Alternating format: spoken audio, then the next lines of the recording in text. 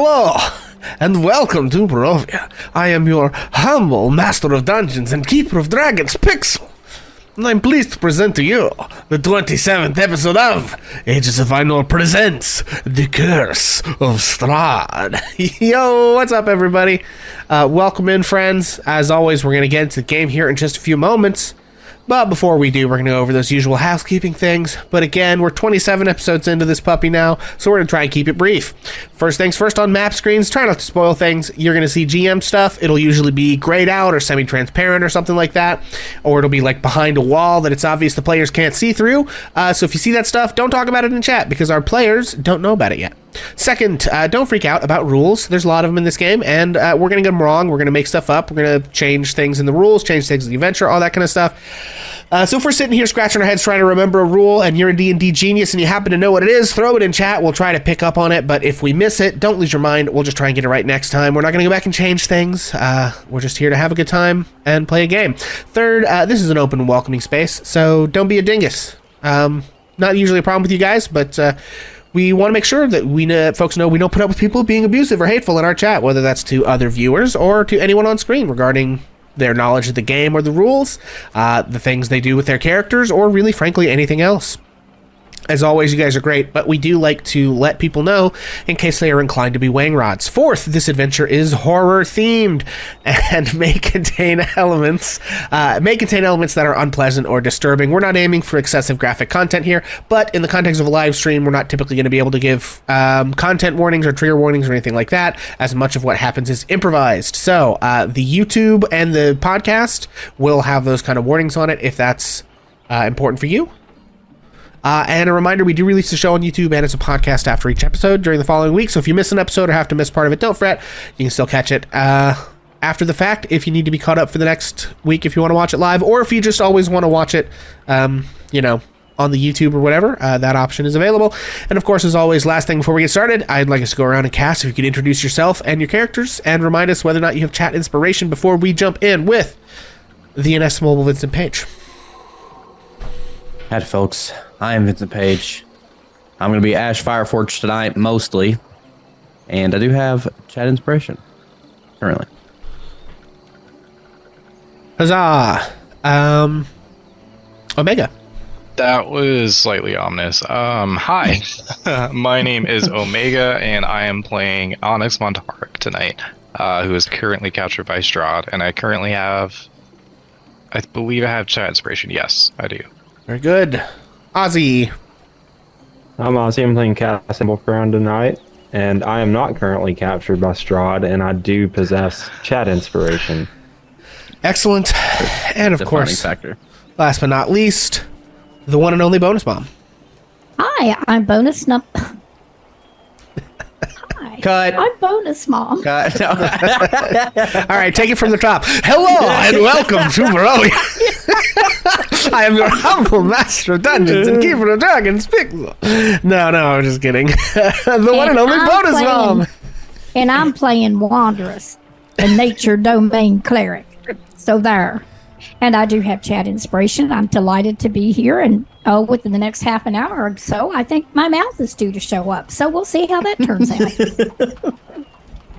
I see. Excellent. And of course, as always, I am your master of dungeons and keeper of dragons, Pixel. You can find me here on Twitch at twitch.tv/Ages of Ainur, where I run our games for the most part. We have two campaigns going right now, Curse of Strahd and the Region of Bedegar. The Region of Bedegar is getting pretty close to wrapping up. We are within striking distance, folks. We're having some cast changes and some stuff in that show due to scheduling conflicts and things like that. Always difficult over there and over here too, let's be honest. But we are trying to eke our way to the end of that one any way that we can. We're excited to be showing off the warfare rules and organization rules in the system from Kingdoms and Warfare, where the adventure is also a book by MCDM. It's a supplement for 5th edition D&D. I can talk, I promise. And that's a lot of fun. And then alternate weeks, we are back over here with Curse of Strahd, with our buddy Vincent Page and the Yeet Fleet, and all of you fine folks hanging out with us, as well as, all the other great cast members, Bonus Mom and Ozzy and Omega, and me, Pixel. You can also find me here on twitch.tv/HammerandPixel, where I play games. I have taken off like the last 2 weeks 1 week I was recording some music, and then this week I just haven't felt up to streaming. But hopefully we will be back with who knows what. Probably some more Final Fantasy IV until we get through that one. But we will see. But keep an eye out on that page as well. And all of that having been said, my friends, and without further ado, when last we left our heroes. When last we left our heroes, they were in dire straits. Onyx had been charmed and kidnapped by Count Strahd von Zarvich. The Mad Mage's magical paranoia had not been broken, and he was far less helpful than our heroes had hoped.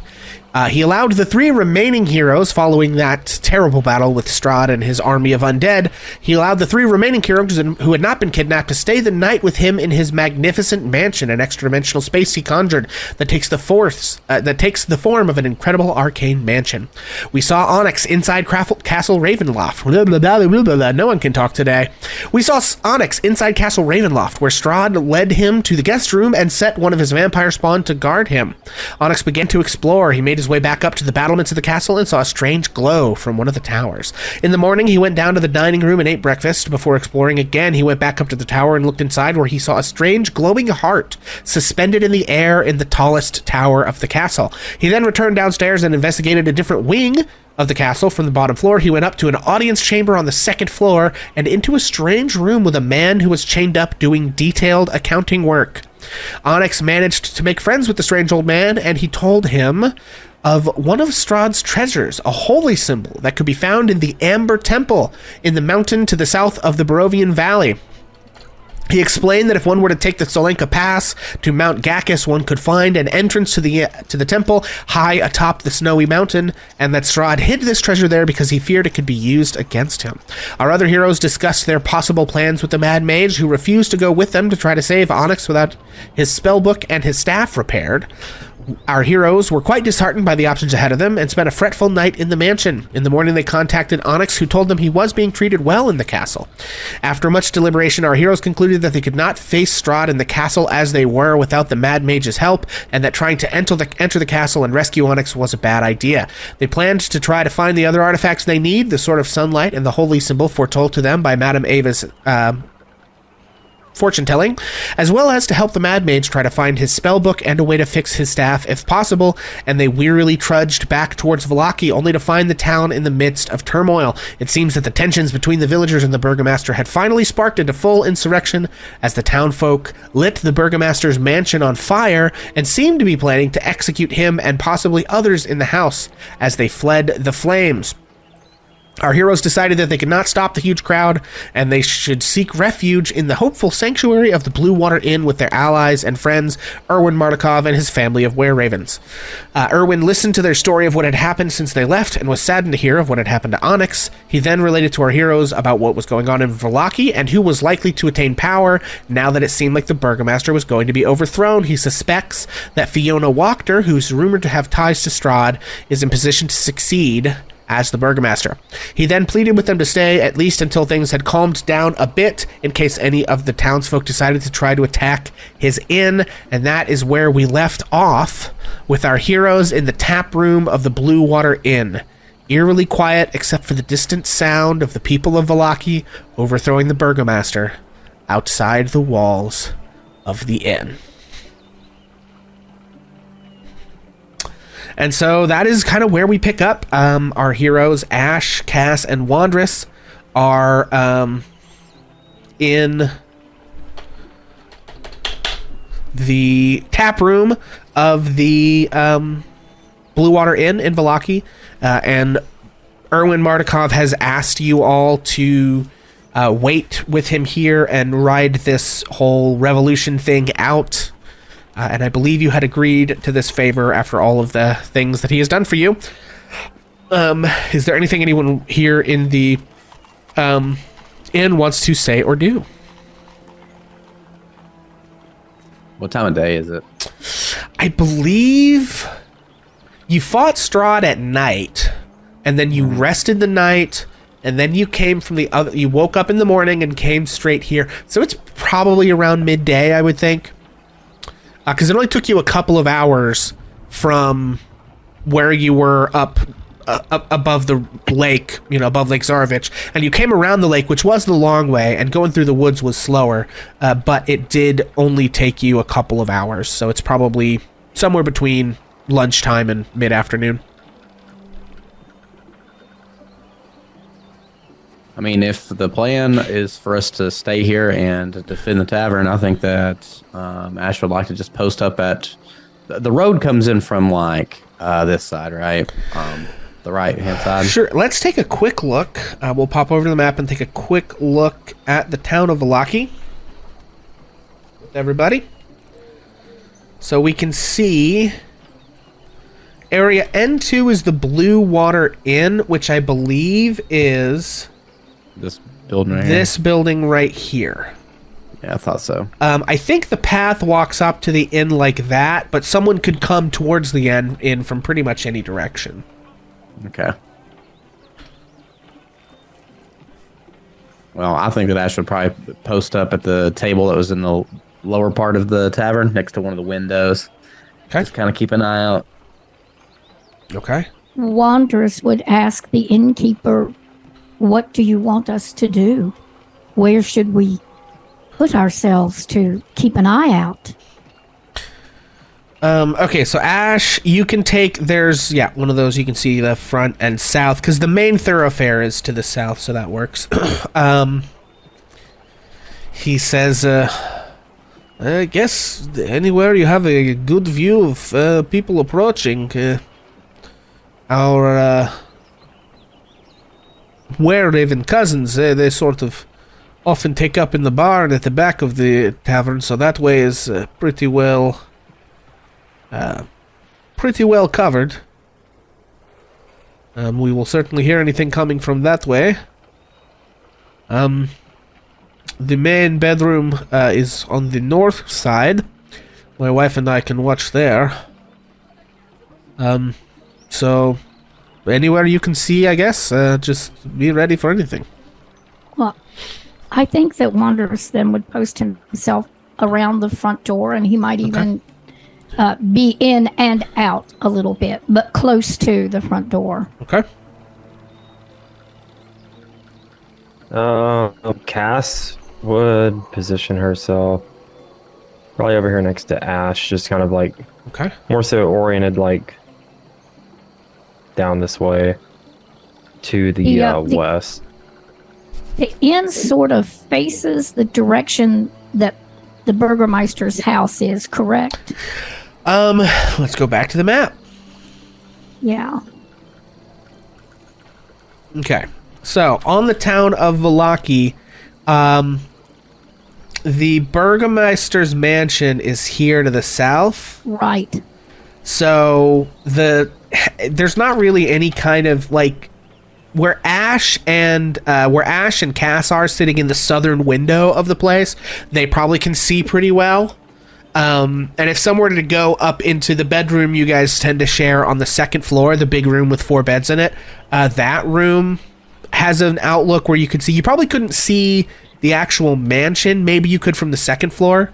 But you could certainly see the smoke and probably the crowds and stuff, like, heading that way and milling about and whatnot. But did you say that the innkeeper was going to be upstairs? The innkeeper said he was going to go upstairs to a room you guys have not been in. There is... Nope, that's not the right place. There is a bedroom. The master bedroom of, like, the people who live there is on the other side of the house, on, like, the north side, essentially. So basically, it's above the kitchen over here. Like, if you see this way upstairs that you guys can see right here goes up to that bedroom, but, like, that's not the way that people, like, the people who stay here have to go outside and around an outer stairwell, but the ones who live here can just come up and down this staircase. So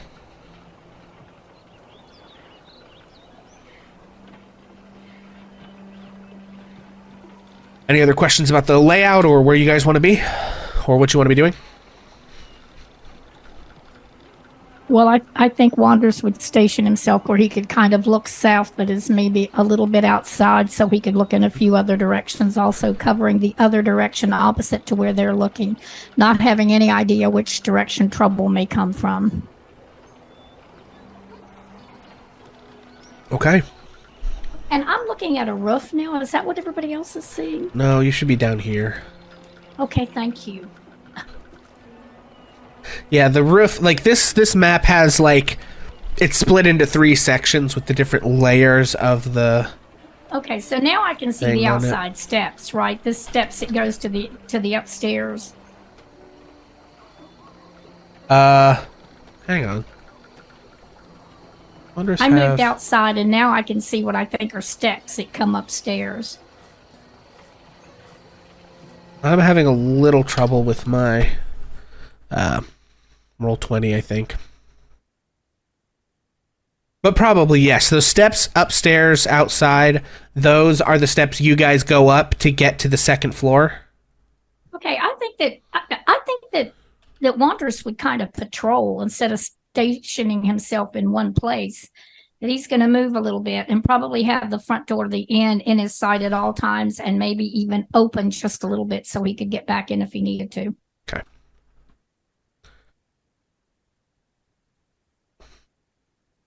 And that's what he's doing, and he's looking all around while he's just kind of moving backwards and forwards a little bit to see what's happening. Okay. Omega. Would you do me a favor and give me a stealth check, but whisper it to me if you can? Okay. Let's see.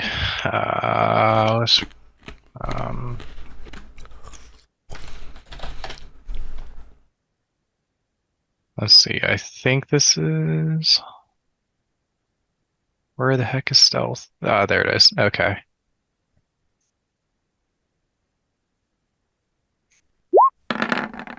There we go. Okay. Okay. And I would like Cass and Ash to make a perception check. Wait, did you want those whispered too? No, you guys can just give them to me. Okay. 28. Damn. And Okay. Ash, you see someone sneaking towards the inn. Which direction they coming from? The south, coming from the direction of the burgomaster's mansion. Okay. I think. Well, was you gonna go on a tangent with Onyx? I don't want to like hop in on top of you there. No. Okay. Yeah, I mean, you see an individual sneaking with a 28. You get a pretty good look at him. The individual appears to be wearing a sort of like feathered cap and like a blue overcoat with some sort of like puffy red sleeves. He has kind of tan skin and dark hair. And he is sneaking towards the inn and kind of like looking furtively around. Okay. But he doesn't That's a seem to be lot. approaching the front door of the inn. It looks like he's making a beeline for this back door, and you kind of catch him out the window. I guess I'll just... Is Erwin still down here? His token is. I'm just not sure about. I guess let's go ahead and roll a d4 to see how long it's been since you guys started keeping watch here. Who rolls the d4? I don't know. Anybody? Okay, I rolled a 1. A 1. Okay. So it's only been about an hour. So yeah, Erwin is down here. He's still kind of like hanging out and polishing glasses, keeping a watch with you guys. Okay, I feel like Ash is probably gonna not yell it because we're all in close quarters, but probably there's somebody coming around the back. They seem to be sneaking up to the back door. Okay. And then probably we would hop over to the front door as well to kind of give Wondrous a heads up. So probably Okay. step just outside to like, yo. Yeah. Somebody's trying to sneak in the back. All right. Should I go look? I guess we could like come in behind if Cass and Erwin are on the inside, couldn't we? All right, then I think that Wanderous would attempt to sneak around the side of the building towards the back. Okay, make a stealth check. And Omega, if you would make a perception check. I rolled a 21. Public? Whisper it to me if you wouldn't mind. Okay, yep. I suppose that I should roll stealth too if I'm going with Wondrous. Okay. Yes. If you're going with, yeah. Okay, just want to make sure. Did you catch that I rolled a 21? I did, yes. Mine's actually 15. Okay. So, yeah, Omega, you are approaching this door. As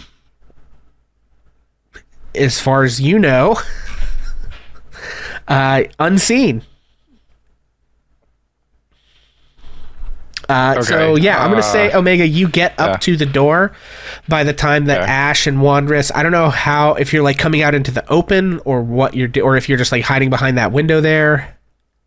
Well, the first thing I did in my stealthiness was to get up next to the thing and peek around. Okay. And you've described the person that I'm seeing. Yes. Does that person have, like, weapons in their hands? Are they being sneaky, or are they, what do I see? Are they just walking up to the inn? They are definitely being sneaky. They do seem to be looking kind of like looking around. Make an insight check. And I guess I will show the mysterious stranger to the players and everyone at home. This is our mysterious stranger. Why does he look like Orlando Bloom? And that one and has a 6. Oof. On inside. Yeah, Wandress, this guy is probably coming to attack the inn and kill everyone in it and steal all of the goodies. Oh shit. Oh. That's right. I mean, why else would he be sneaking towards the inn? There's no other explanation that makes any sense. Wanderous would let's see. I think Wanderous would grab his thorn whip and step around the edge of the building and say, "Hey, stop." And he has his thorn whip in his hand. "What are you doing here?"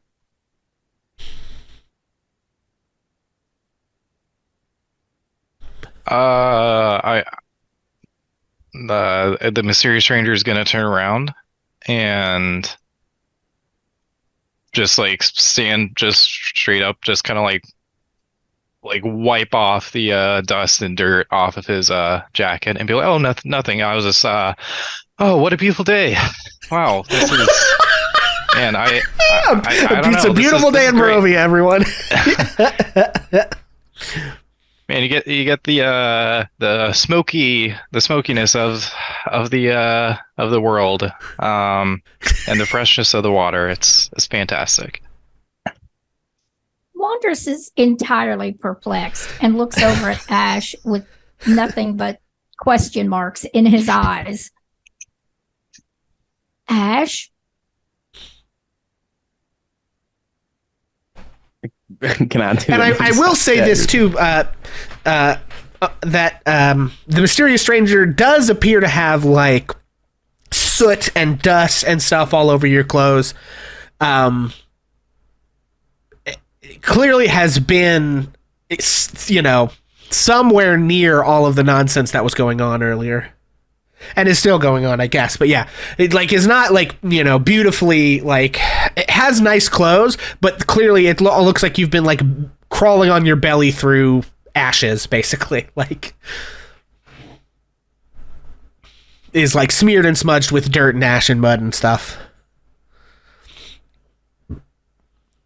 I think Wandrous is totally perplexed. He could look at Ash and say, "Ash, should I murder him?" Okay, maybe don't go straight to the murder gun, bud. Hold on. Why are you covered in ash and soot? That's awful suspicious, we'll say, considering that the burgomaster's house is on fire. Oh, I was just walking past and I tripped and fell just right next to where there's like some burning wood. So, yeah, and it just kind of happened. I was just taking a walk, through the back alleys and stuff. So, but yeah, that's. You know the people in this inn, and Wanderous is going to move closer with this thorn whip. Oh yeah, totally. Like I'm really good friends with them. Like obviously that's why I'm here. Like I play music. Actually, and actually, you have been here, and you do know this innkeeper. You have probably only been here yesterday. Okay. You like just got into town here. And you've been following the trail of who you've been following. And it led you to this inn because that person has been seen going in and out of here repeatedly, but they were not here yesterday.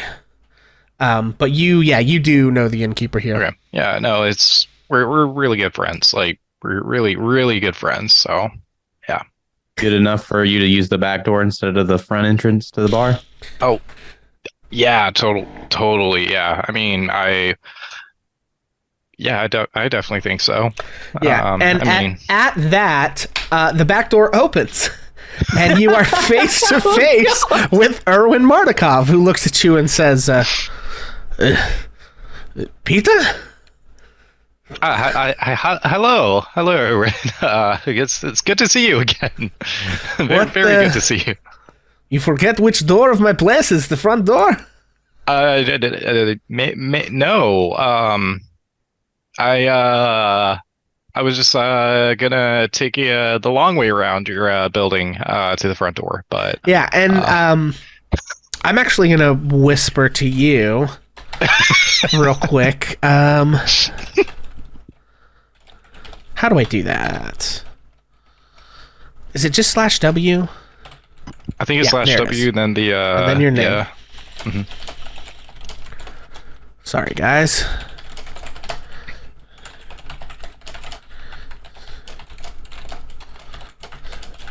While he's doing this, can we have just a quick moment of silence for Onyx? Because this doesn't bode well.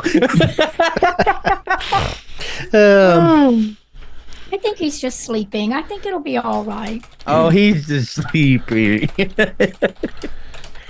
Oh, no. Just soon as sleepy sleeps.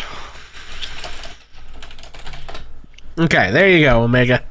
A little context for you, just so that you know how to respond to the questions And that as are we likely all coming. know, friends, context is key. Context is key. I appreciate I it. thought it was consent. It is. It's like parallel, you know. Yeah, there's multiple locks on that door. consent. it's the four C's. Yeah. It's of course. Yeah. Consent. So, Context. That's 2. I'm not witty enough to come up with 2 more on the spot. consent, context, conviviality, And calligraphy. calligraphy, Exactly. calligraphy, and consent. The 5 C's. Consent, context, conviviality, calligraphy, and consent. And you can take that to the bank, kids. That's right. I want it on a t-shirt. In body, pretty honestly. lettering. In calligraphy, yeah. In calligraphy. You got to. You gotta. You absolutely have to. There's not another option. It Honestly. must be. So, that gives Onyx a bit of a Onyx? not Onyx, I'm sorry, Omega. That gives Omega a bit of a clue. This is going to about- be bad. That's what right. this is going a to bit of a clue Well, that as makes to one of us. the context of what you're doing here and why. In that you are approaching the back of the, and you probably again are still looking furtively about to see if anyone is following you. Yeah. So, sorry. Erwin asked that, right? Yeah, he asked. okay. Did you forget which one of my doors was the front door? Yeah. No. I was. I think it's best if we speak inside. I can go through the front door, but I would prefer to go through this back door if possible, and sooner the better. Okay, make a persuasion check, please. Okay. let's see. Private or public? No, doesn't matter. Public's fine now. Okay, just wanted to double check. Yeah, the secret's out. Okay, jig is 17. up. Look at that charisma score, baby. That's what we like to see. Yeah, so Erwin sort of glances around and then gestures to all of you to come inside. Strange things are afoot. He gestures all of you to come inside and says, last one in, close the door, please. Okay. I think Wanderous will wait to go in last since he was actually kind of waiting around outside, but he will go inside and close the door. Okay. All right. And Erwin leads you all in. You pass back through. You see these like little cloth cubbies. And if you peek behind them, you see the barrels that are in the front of the place that are like have the taps in them. You see several other barrels of wine stashed here. You move through the kitchen where the food is prepared and the side door where they come out. And Erwin returns back through the bar. Was there a way for me to bolt the door, not just close it, but actually secure it? That's a great question. I don't believe it describes, but he would have a lock on his back door. So yeah, there's a way to like lock the back door. Well, if there is, I do it. Okay. I don't just close Understood. it. Wanderous will secure it. Okay, and you guys come back into the common room through the kitchen, which is the first time you've been... Actually, it might not be the first time you've been back here. I think Erwin might have brought you into the kitchen to speak with you one other time. Yeah, it was real early. It was like when he told you guys about the were-ravens, I think. But that was like 20 episodes ago, so yeah, I don't really remember.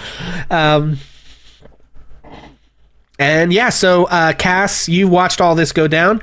Everybody comes back inside, and they are all looking expectantly at the new guy.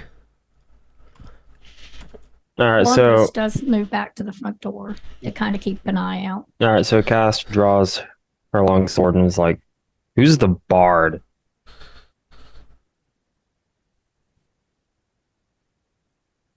Oh, well, yeah. Hello, my. You. Yes. The one I was talking to. Yes. Forgive me for not introducing myself properly. And I will turn to everybody in the bar. My name is Peter Wallhorn, and I am a musician by day, and I actually played here last night. So Erwin is very familiar with my with my business.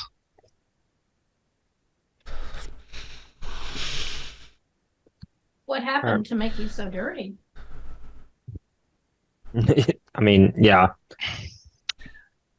One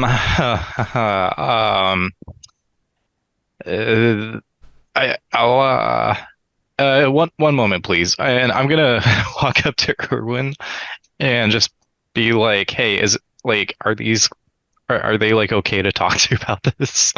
Like He says, "Oh yes, frankly, I trust them more than you." Smart man. I met you yesterday, but these people have saved my family business. Very smart man. Very. I mean, you tip well, but deep pockets a trustworthy heart does not make. Very wise words. Wise words. But yes. I was actually captured by the burgomaster last night. And I escaped barely with my life as the walls came burning down around me, and now I am here. Yes. So why had did to he go run? capture you? Honestly, I'm not sure. Can't place a finger on it for you, unfortunately. But Yeah, Peter. So they the burgomaster was asking a lot of weird questions and seemed to be quite paranoid about anyone that was like new in town, and obviously, as you can tell, there's some internal strife going on, and you would have been aware of that yesterday. So it seems like you just kind of were, to some extent, unlucky that he was sort of looking for a scapegoat, but his plans to scapegoat you did not come to fruition before his house caught fire. So, and then in the ensuing chaos, you sort of bolted. Okay. Yeah, so, yes, apparently a new face was, even as friendly as mine, was a little too disturbing to the burgomaster. So I ended up captured, unfortunately. I see. You didn't happen to get a look at who may have set the place on fire, did you? Being that I was in a very strange holding cell, unfortunately not. All I saw was the flames coming into the house. That's literally all I saw. Interesting that you managed to escape with so many unhappy people around. Yes, I can be convincing, if I must. So how do we know you're not lying to us then? Yes, well, you may go and see where I was held, if you wish, but as I can see, it appears that you are being held up in here.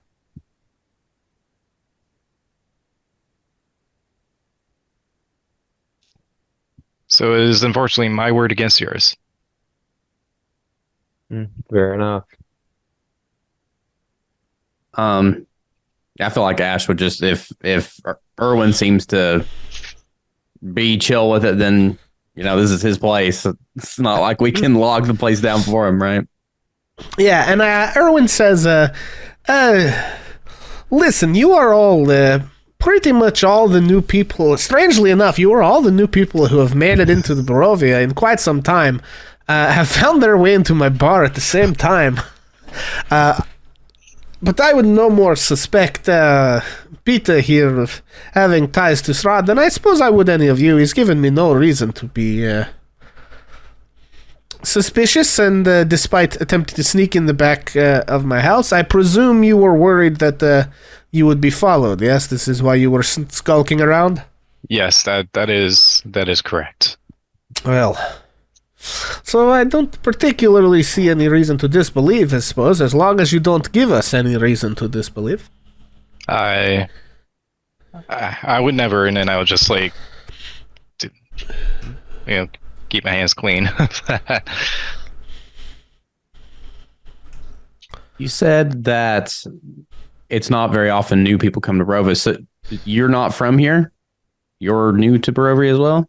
As of a day or two ago, actually. So I was actually looking for somebody. I'm as a musician, I pursue knowledge related to adventurers for my songs. So what brought you to Barovia is you're looking for another or some sort of hero, or I was actually I was actually looking for a wizard, actually, that was supposed to be extremely powerful, actually. I've been trying to track him down for years and years, essentially, as far as my adulthood goes, but I haven't been able to find him, so. I feel like Ash would probably give a quick look to Wondrous and Cass both, like. Interesting. Is this wizard you're looking for have a name? Unfortunately, I wasn't able to catch a name. All I know is that he was a very, very powerful wizard, and that he did many great things. But I wasn't able to track him down, and I heard he might have got caught with a few travelers actually along the way while he was doing his adventuring. So I've been trying to look for them actually. How did you find out about all of this? I mean, as being a very charismatic individual like myself, I have a way to get information that most people are not able to.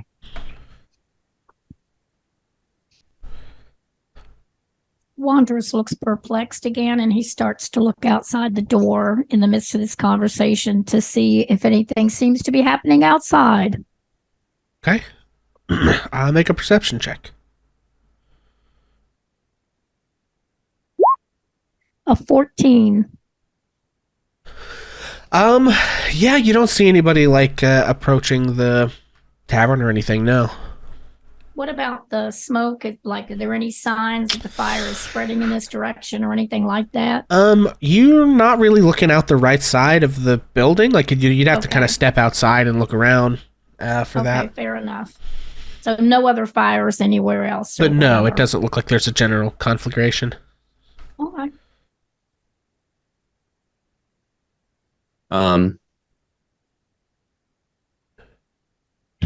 I feel like Ash would probably say, I only know two wizards that in Barovia. Not that we're, super well versed in the lands ourselves, but both of them are pretty inaccessible right now.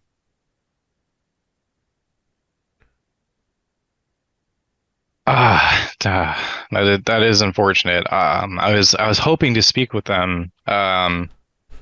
As they seem very, or at least one of them seems very tenured in this adventuring thing. So, I didn't know that there was two wizards here in Barovia.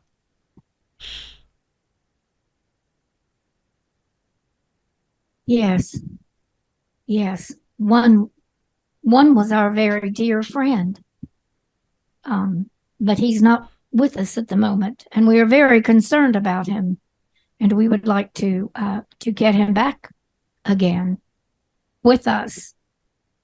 But there's something going on in this town. You were in the Burgermeister's house, you say? I was, yes. I was. Oh. Did you hear what any of the people were saying? As you must have seen that people were trying to get to the house as you were escaping. What was going on with the crowd? Do you know? No, it sounded like some sort of chanting of them being upset with their Burgermeister, but outside of that, there really wasn't anything coherent Only that I could necessarily the Burgermeister? hear. As far as I could tell, that's all that I was able to gather. So. Then Wanderous would look over at the tavern keeper and say, doesn't sound like they're concerned with you and your tavern, if what he's saying is true. No, I don't think so. But, once the people get riled up, it's hard to predict what will happen, Things can change very quickly. Wanderous Get out of would hand, look back at Peter and say, we mean you no harm. We just owe this man a bit of protection, and we're trying to keep this place safe. Were you anywhere near the church since you've been in town? I I can't say that I visited the church. I have seen it on my way down the roads, but I haven't visited it. No.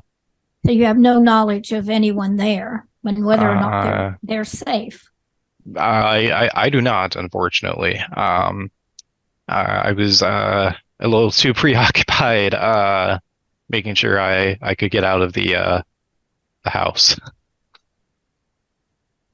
Wanderous nods and is going to step outside the door and move around a little bit, just keeping watch, just looking to see if there's anyone else approaching from a direction. He probably would walk in, around the building a little bit, but close, within 10 or 15 feet. Okay. No, you don't see anybody approaching. Okay.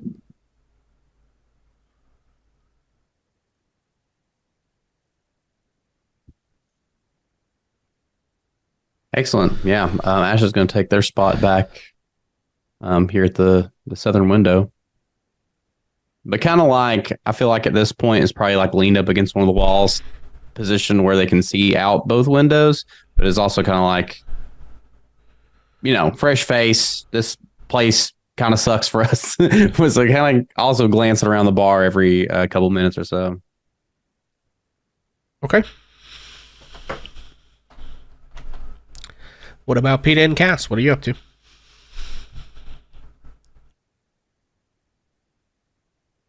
Say again. I said, what about Peter and Cass? What are you up to?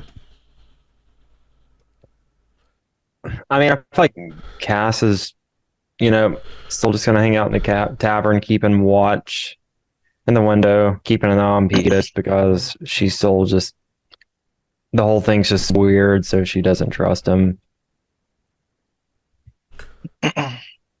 Okay. I'm gonna go ahead. So what time of day is it? Like afternoon, right? Yeah, by Or now it's probably like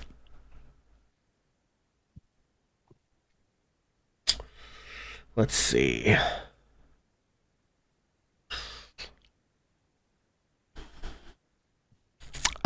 Yeah, by now it's probably been about, I don't know, half an hour since you've showed up here. Okay. So it's still like mid-afternoon sometime. Okay, gotcha.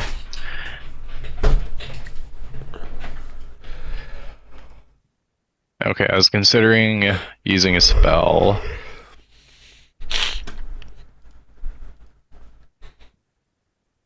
Yeah, I'll do this. I'm gonna I'm gonna go ahead and pull up my pan flute.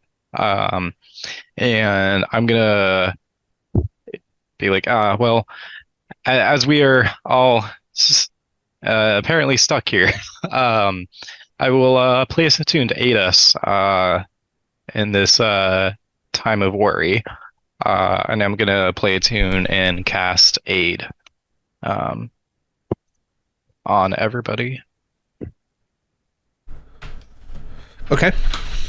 Well, except for myself, but yeah, to Wanderous, Ash, and Cass. Okay. What does aid do? So aid bolsters your allies with toughness and resolve. You can choose up to 3 creatures within range, which is 30 feet. Each target's hit point maximum and current HP is increased by 5 for the duration, which is 8 hours. Okay. So let's do that.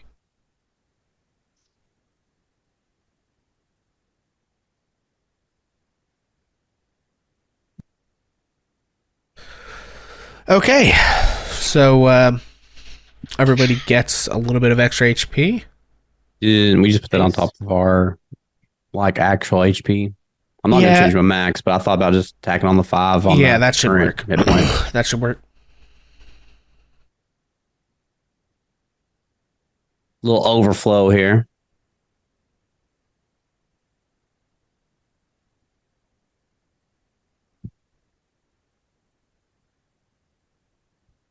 Okay.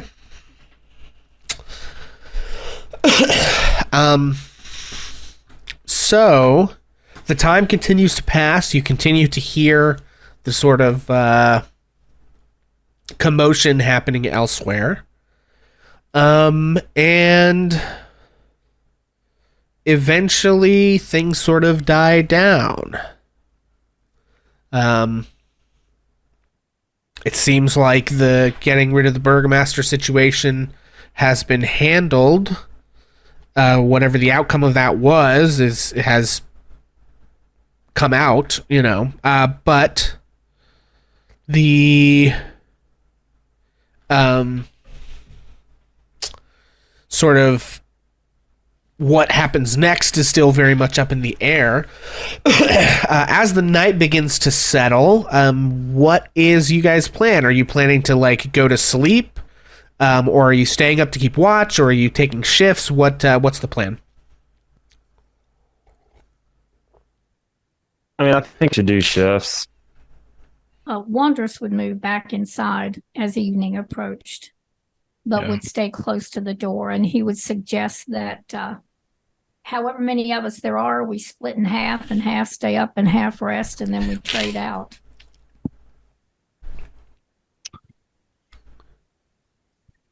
Sounds like a good plan to me. Yeah. Good with that. Okay. Who Alrighty. wants to be the shifts here?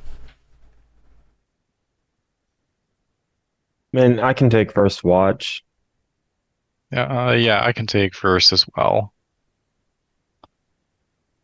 Are we talking about the four of us now, and we're letting the rest of the other people figure it out? Yeah, I would assume that whatever your plans are don't include the murder Okay. cause. Then I'll do the second watch. If those two were doing first, I'll do second. Sounds like a plan. Okay. All right, so Ash and Wandress are gonna go upstairs to sleep, I presume, for first watch, while the Well, other two stay I don't downstairs know and about watch. that, What's the you plan? know? I mean, Then there's the whole thing about you got to get downstairs if there's a problem. And, Okay, so you're just Ash gonna- is Wanderers is kind of big for the beds anyway. I think Wanderers might actually just kind of look over, maybe sort of at the foot of the stairs or something in a corner of the downstairs, so he's close Okay. by. I mean, you could We've clear been out the used stuff to in the corner sleeping there. kind of rough situations. Okay. What about Ash? Yeah, I mean, I can't think of a reason why we should be separated in that Okay. format. So Fair enough. So Cass and Peta, where do you guys take up your watch? I think Cass will just stay generally where she was. Okay. Yeah, and I'll post up next to the door, and chill there. So Okay. Um.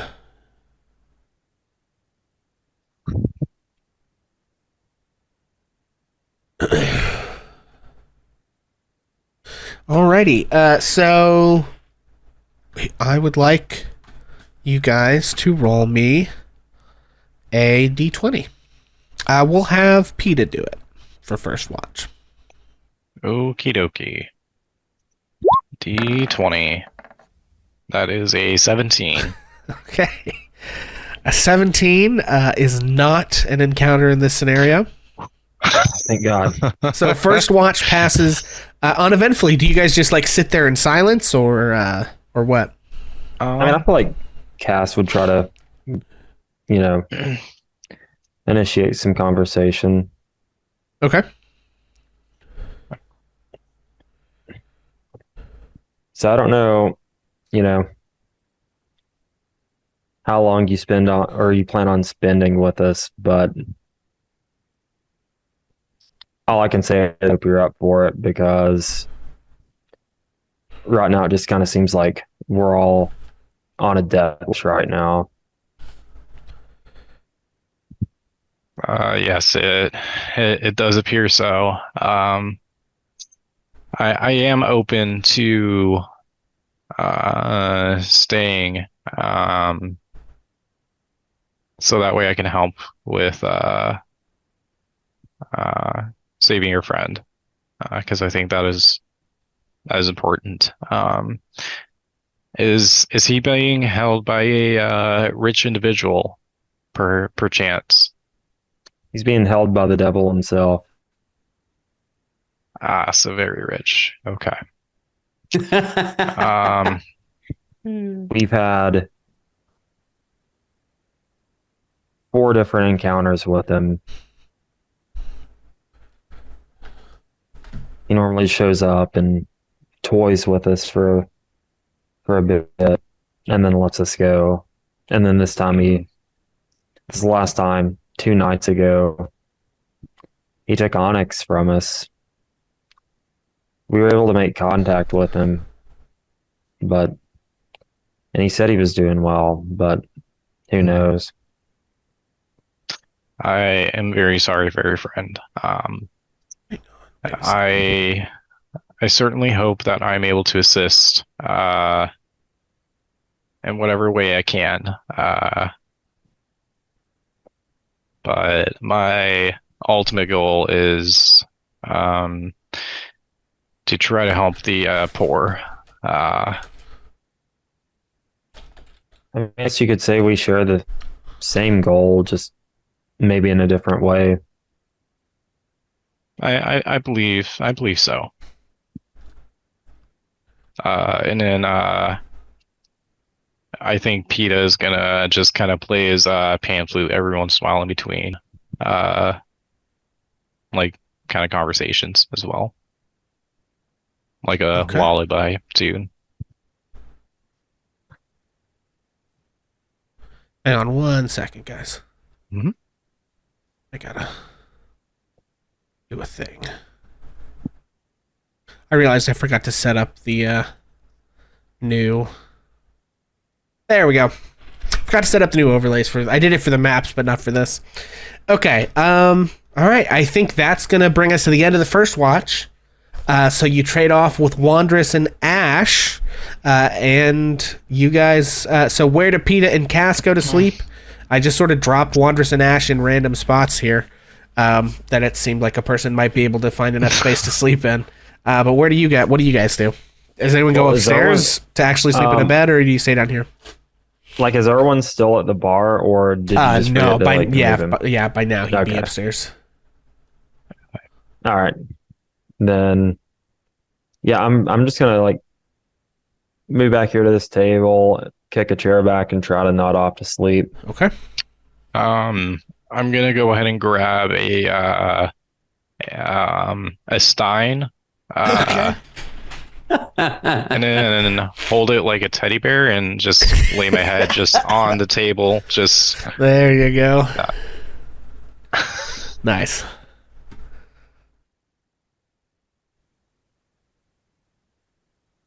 Okay, so Ash takes up your position back in the same part where you were. Where does Wandress go to keep watch? Well, Wanderers doesn't want to make a whole lot of noise, but he doesn't want to particularly stand still either. How disruptive will it be if he just sort of walks around, like randomly, maybe rests a little bit, maybe even slip outside and go around the building? I mean, these aren't great sleeping situations anyway.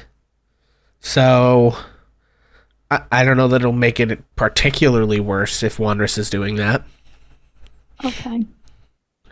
All right. Well, knowing that Ash is really focused on looking in the direction of the Burgermeister's place, I think that the Wanderers is going to have a brief conversation with him, and then is going to just move around the inside of the thing, listening and looking, peering out the doors. Okay. What's Ash, up? Ash, I spoke to Onyx this morning. You know I did, and he said he was fine. I think he's still under Strahd's power. Do you think he's Bonus mom, lost to us? can you move? You're not talking like right into your mic, and it's a little quiet. Thank you. Well, I was being a little quiet. I didn't want to wake up the sleepers. No, I know. I understand. Ash, Oh my God! Ah! Ash, do you think Onyx is lost to us?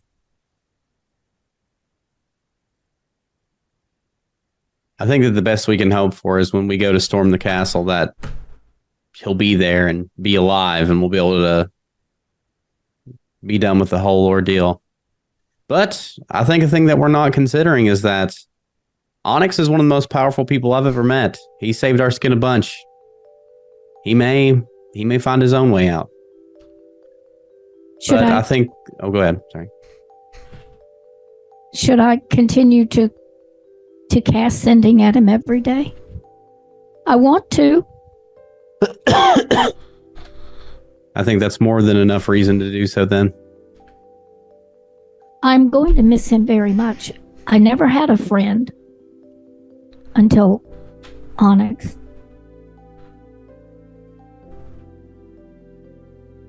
We'll get him back one way or another.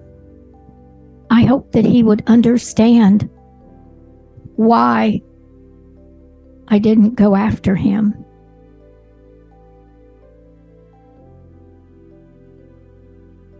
I think that he understands more than most. I think that the very last thing Onyx would want us to do is to get ourselves killed for literally no reason. I think what Onyx would want is for us to do everything in our power to find these items and take the fight to him, to Strahd, rather. I need to craft a message to him so that he could give us clues, if he has any, about any weaknesses that Strahd has. In case he could tell us. I will think about that while I'm keeping watch. You think about it too, all right? Will do, pal. What do you think of this new person with the funny hat? I think Ash is going to take a quick glance back at the interesting sleeping arrangement that PETA has chosen and go back to looking out the window. Bards are a funny kind of people. There was a couple that would travel through in mine and Thorin's hometown, and bards are the kind of folks that like talking more than they like eating. So I think that he's all right. He was lucky to get out of that house alive, wasn't he? It's a shame that the last ditch effort the burgomaster had is to start blaming just new faces in town. We're lucky it wasn't one of us. Yes. But PETA's also very lucky to have gotten out of there. Yes, but we should keep that in mind, shouldn't we, for tomorrow? It may be that who is the most danger in this town is not the owner of this tavern. I agree. I'll have to admit that I'm also worried about this new person who's probably going to be taking over. If they truly are in league with Strahd, then this town is going to go from one of the safest havens to not being one at all.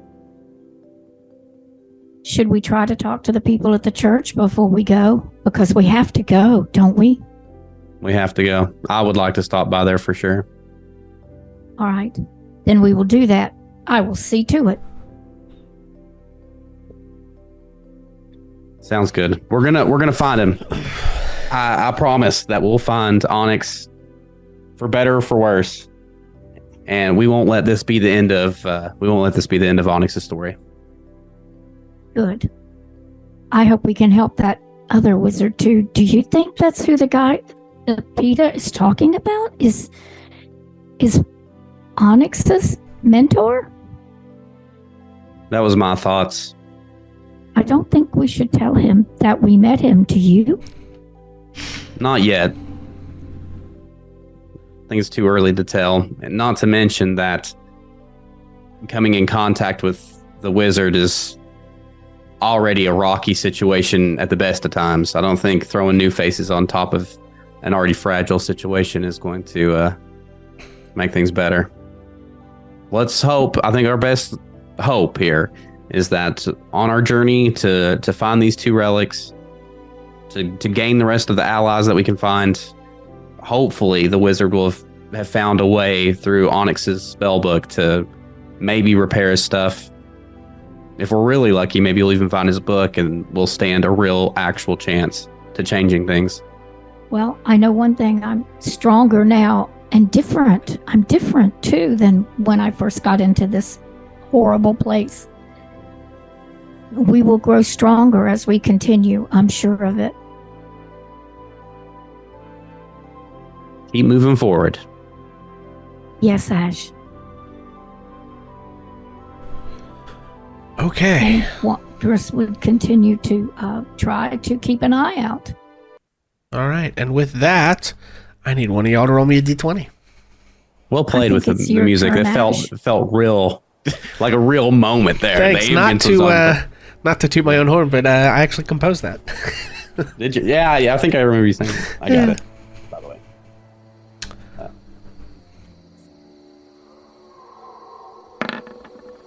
We got a 16.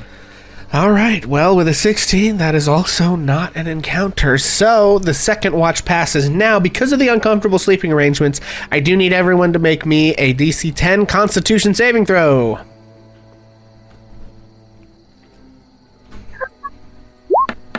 Wanderous got a 1. Oh, Ooh. I got and a so did- 2. Ooh. no. Oh. Ooh. Okay. Oh, you rolled a D10, Wandress.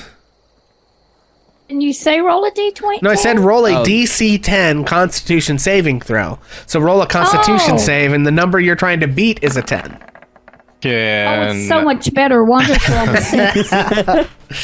Yikes. nah, it'll be fine. It'll be fine. Ash got a 16. We're going to chalk that up to all the nights they passed out drunk in taverns. It's fine. All right, and Cass, what did you get?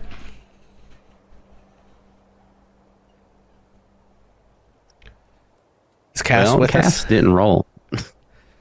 There he is. Come on, Oh. Cass. Got a 10 exactly. Okay. There it is. So, Yeah. Wandress and PETA, you both have one level of exhaustion Okay. because you were not able to sleep very well in these uncomfortable circumstances. Yeah, I don't I'm think blaming it on Wanderous is being very chased. concerned about Onyx. So, both of you have one level of exhaustion. I'm going Okay. to make a little sleepy face on your dudes here to remind me of that. Okay, and the day dawns. The inn did not burn down in the night. Eventually, Erwin comes back down the stairs. The rest of the family sort of sets about doing all the stuff they do. You hear them like moving around in the kitchen, making breakfast and whatnot. They did have the place closed last night, and they're keeping it closed this morning. They may open it up later today. But yeah, so the morning shows up. None of you are, or there's no other patrons here, but they are making some breakfast for you all in the family. And Erwin looks out at all of you and says, quiet night, I take it? Wasn't bad. Excellent. Yes, Well, very much so. thank you very much for helping me watch over the place. Glad nothing happened, but better safe than sorry, yeah? Of course. Well, we'll get some breakfast going here, but it sounds like things are calming down. What will you do next?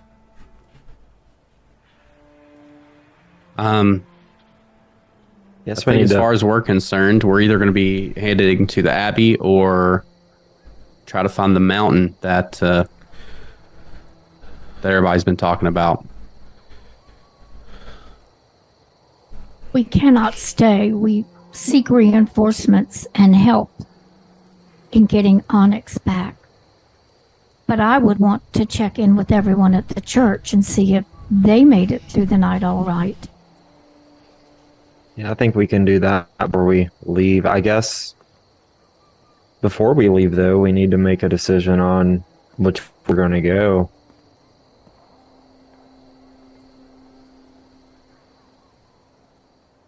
I think that the easiest one to get to, and in my opinion, would probably be the Abbey, considering that it should be in a town on the road versus this mountain. We don't even know where we're going yet. We know that it's, I think, and correct me if I'm wrong here, I think that we did get enough information that we were pretty sure it was in the South Mountain Range, because they said that yes. the northern one wasn't as... Right, yeah. because of the snow, you think it's the southern one. Okay. Okay, so we're just going That's to a take a bit look at the vague. big map here. Yeah. You know that all the way over here where you went south, there was like a fork in the road with a bridge, and you went south to go to the winery, which was down in the corner. This is west of Valaki. You know that this village you're going for is further on, just straight out. Like if you take that Onto the northern west, way, that goes. In order to get to the mountain, I guess if you're asking about that southern mountain, Erwin would tell you, and he may have told you last episode, I can't remember, but Yeah, I Erwin can't would remember. tell you that you would take the previous southern like fork in the road. So he would basically say, "Oh right, well, if you go south, you've been to the winery, but there were several turnoffs. If you take the one just before you got to the turnoff for the winery, if you take the previous one, that is the Tsolenka Pass. It's a long and difficult road that leads up into the mountains. It crosses the Luna River, but that's the only road up into those mountains. So if you're trying to go there for some reason, that would be the way to do it." How long do you think it would take? Well, I mean, there's not really anything there exactly, so you know,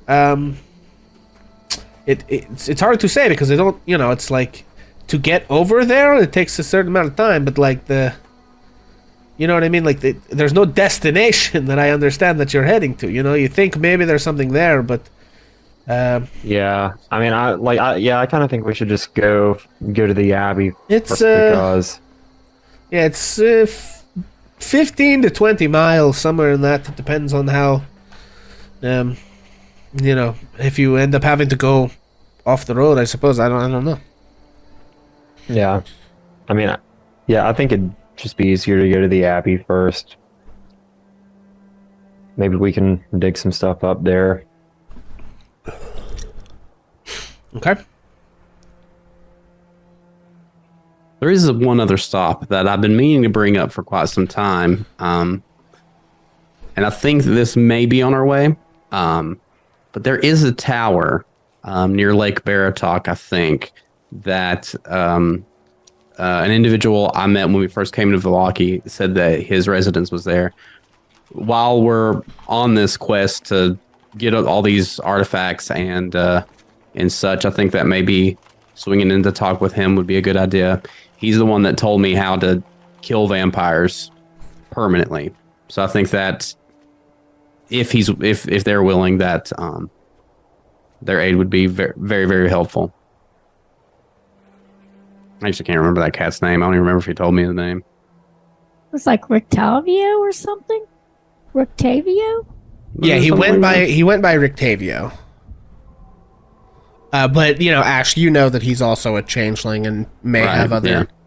identities stashed away. Right. But I vote the Abbey as well.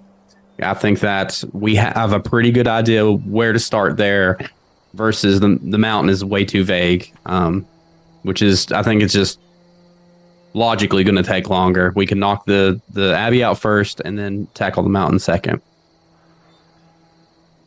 Yep. I will be ready to go in a moment, and Wandrous is going to slip away, possibly upstairs in the Abbey, kind of to a quiet corner. He's going to move away from everybody, but not too far for a moment, and Okay. he wants to cast Sending at Onyx. Onyx. But Okay. first, he would ask Ash if he had anything he wanted. If he had thought of anything that, in particular, that Wanderers should say. In so few words, it's hard to decide which ones are the most important. I would definitely ask about his safety, and then if there is any info that he could give to help us, that would definitely be appreciated.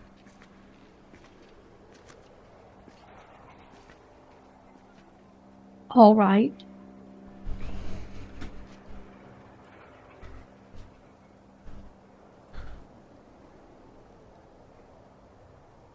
Wondrous is going to take a moment to count some words, okay? Okie dokie. In the meantime, Onyx, if you'll pull up your other character sheet Yes. there, I would like you to make me a wisdom saving throw. Okie dokie. Wisdom. There you are. Okay. Want me to do a public or whisper? Whisper, please. Okay.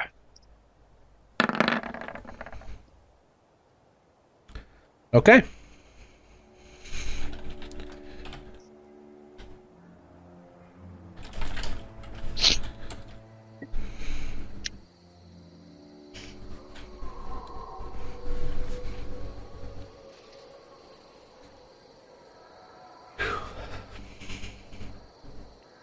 The plot thickens.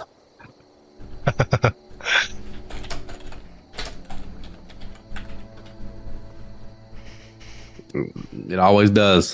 It And, always does. It's a thick, And Wondrous thick is plot out ready. here. Wondrous is ready to cast Sending. We give a Um, hand to okay. a bonus mom who very meticulously counts the words in her sending spell, friends. Listen, I learned everything I know about Sending from Laura Bailey. That's all. as an example of how not to count the words. Okay. Someone want to write this into the chat so that we have a record of what exactly is said? I'm a very slow typer. I got it. Okay, thank you. Onyx, are you safe? Can you help us get you? Have you learned anything that can help us get stronger and better? I miss you.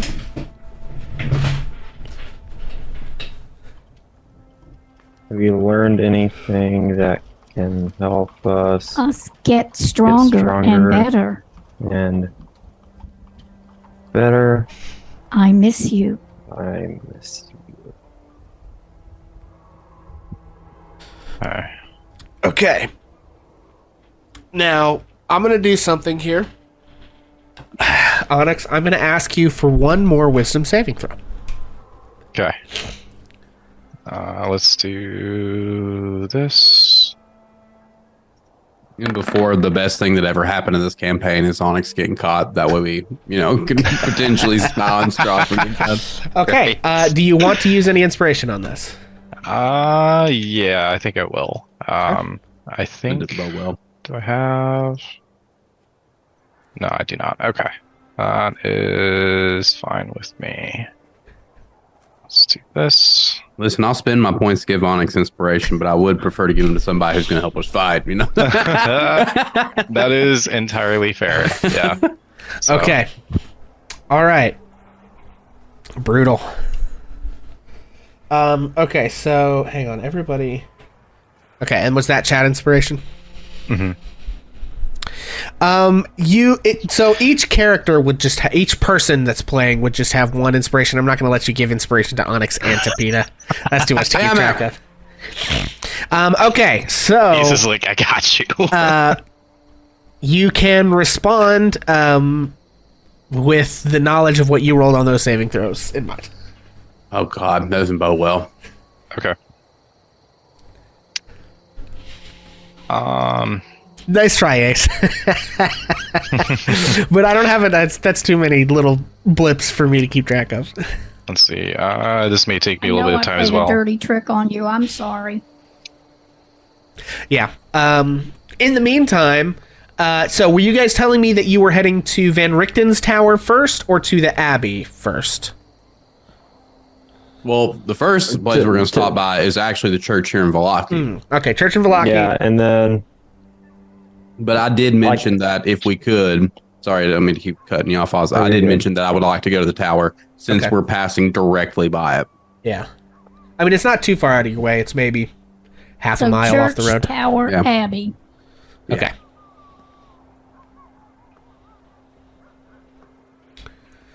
Okay, well, while that response comes in, I'm going to say we can just go ahead and pop onto the map and begin to make our way.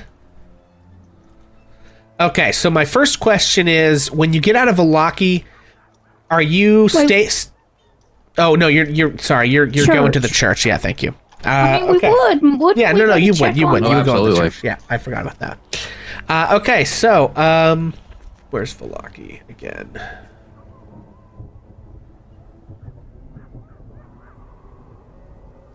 There it is. Okay. All right, so you guys make your way over to the church. And you actually find, there's a whole lot of people here. They're not like tearing the place down, but it seems like anybody who was kind of like freaked out.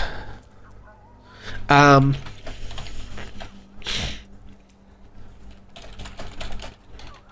on a second. I have nothing but seconds for you.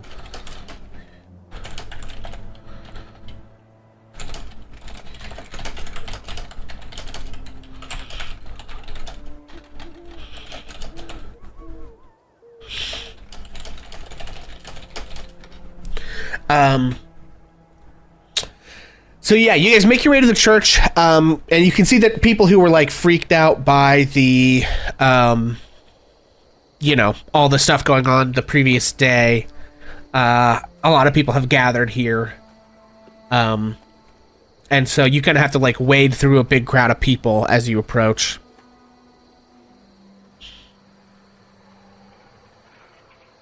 I would obviously be searching for Arena and what's his dude, and also Yeska. Is it Yesik or Yeska? I think it's Yeska, right? I believe Yeska. Okay. Oh, did you roll? Sorry, I forgot. I didn't roll. Did I need to roll something? You need to roll to see which version of Ash shows up today. Yes. Well, bam. I don't get to be pretty lady It's for Mask Ash today. Okay. Damn it. Duly noted. But he's seen both now, so. Yes. So yeah, you approach, you see that Ismark and Arena are trying to sort of like help keep everybody calm and like fed and stuff. Yeska's running around doing various errands for them, but you sort of pop in here and you see that it's kind of like people are just taking refuge here, sort of like they did when Strahd was attacking. Right. And you all make your way in.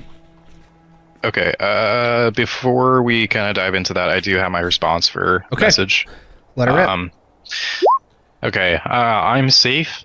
I can't help you get me right now. Check the snowy mountain in the south for interesting item. I miss y'all too. Ash, I heard back from Onyx. Wanderers would News. say on the way before they get into the crowd of people. He says he's all right and he can't help us rescue him now, but we definitely need to go to the snowy mountains in the south for interesting items. And he misses us too. I think Ash will probably reach out and kind of like grasp Wanderous' arm. He's alive, and that's what's important. Yes, I'm very heartened by that. And he sounds like himself.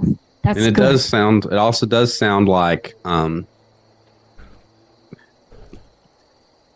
don't know, but it does sound like he is halfway giving us some clues, so he must be getting some information. But while he's under Strahd's control, there's no way that he can give us a flat out, here's the key to the kingdom, Yes. But this is all good news. Yes. Okay. But yeah, so you have that brief conversation before you reach the church, and then you reach the church. What do you guys do? Yeah, I think the plan is just to have a quick word with Arena and Ismark. Yes, Guys, got there. Yep. I know names, and then check and make sure that they're all doing fine. Okay. Yeah. Let her rip. So you approach. You probably find Ismark and Arena talking to each other, trying to figure out how to like manage all of this stuff going on here. And Yeska's sort of like running around trying to do various errands for people and stuff, keeping everything rolling. Who do you talk to first, and who says what and does what? I feel like I'd probably leave Cass and Wonders to talk with Arena and Ismark. I'd probably go pull Yeska to the side just for a moment. Okay. Wanderers would just tell them what, in a very general sense, no details, nothing about anything much, but that if they have problems, they should be able to get help from the people in the tavern, and that we are adventuring on to try to find a resolution to the whole situation with Strahd. He would not tell them about Onyx, and he would not tell them about the wizard. Okay. Cass will just look at him and say, I hope things have been well for you here. I know, there's been some unrest, but we haven't forgotten about you guys here. Yeah, I think, actually, real quick, I want to make some rolls.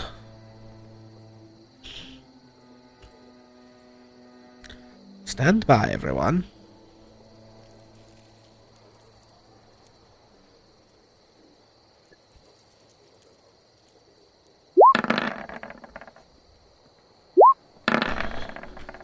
Okay. Yeah, I think Ismark doesn't really, he sort of takes everything at face value. But I think you notice that Irina sort of like cocks an eyebrow and looks at your group, and then looks at either Wondrous or Cass sort of quizzically. She seems to have noticed that Onyx is not with you.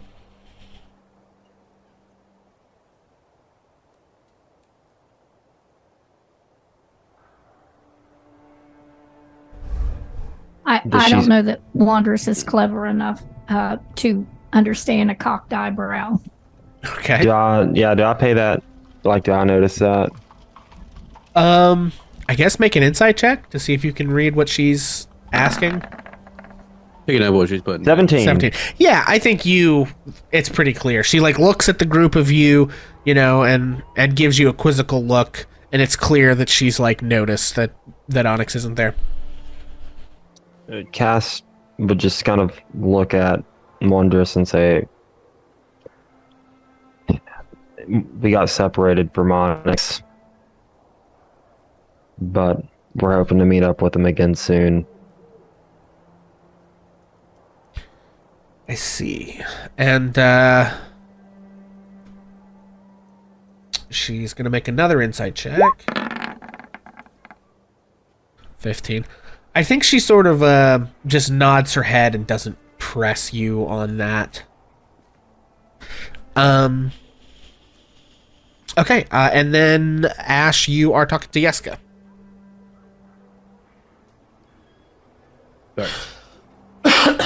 Yeah, I feel like Ash would walk up behind him and kind of like put a hand on his shoulder while he's kind of running around. He sort of like jumps a little bit. Oh, it's you. I don't want to keep you. I know you're super busy, but you're well here, yes? You doing okay? Yes, everything's going pretty well. A little busy right now. Lots of people here.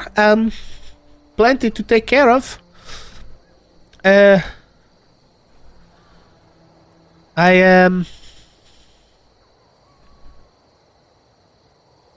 Oh, I learned something new. Is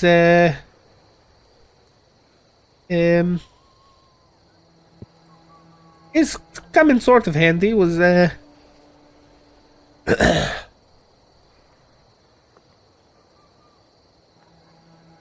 and he sort of like he says, well, sorry, I can't show you in here as the kind of too many people. Come outside, and he takes you out into like the yard behind the church. Excellent.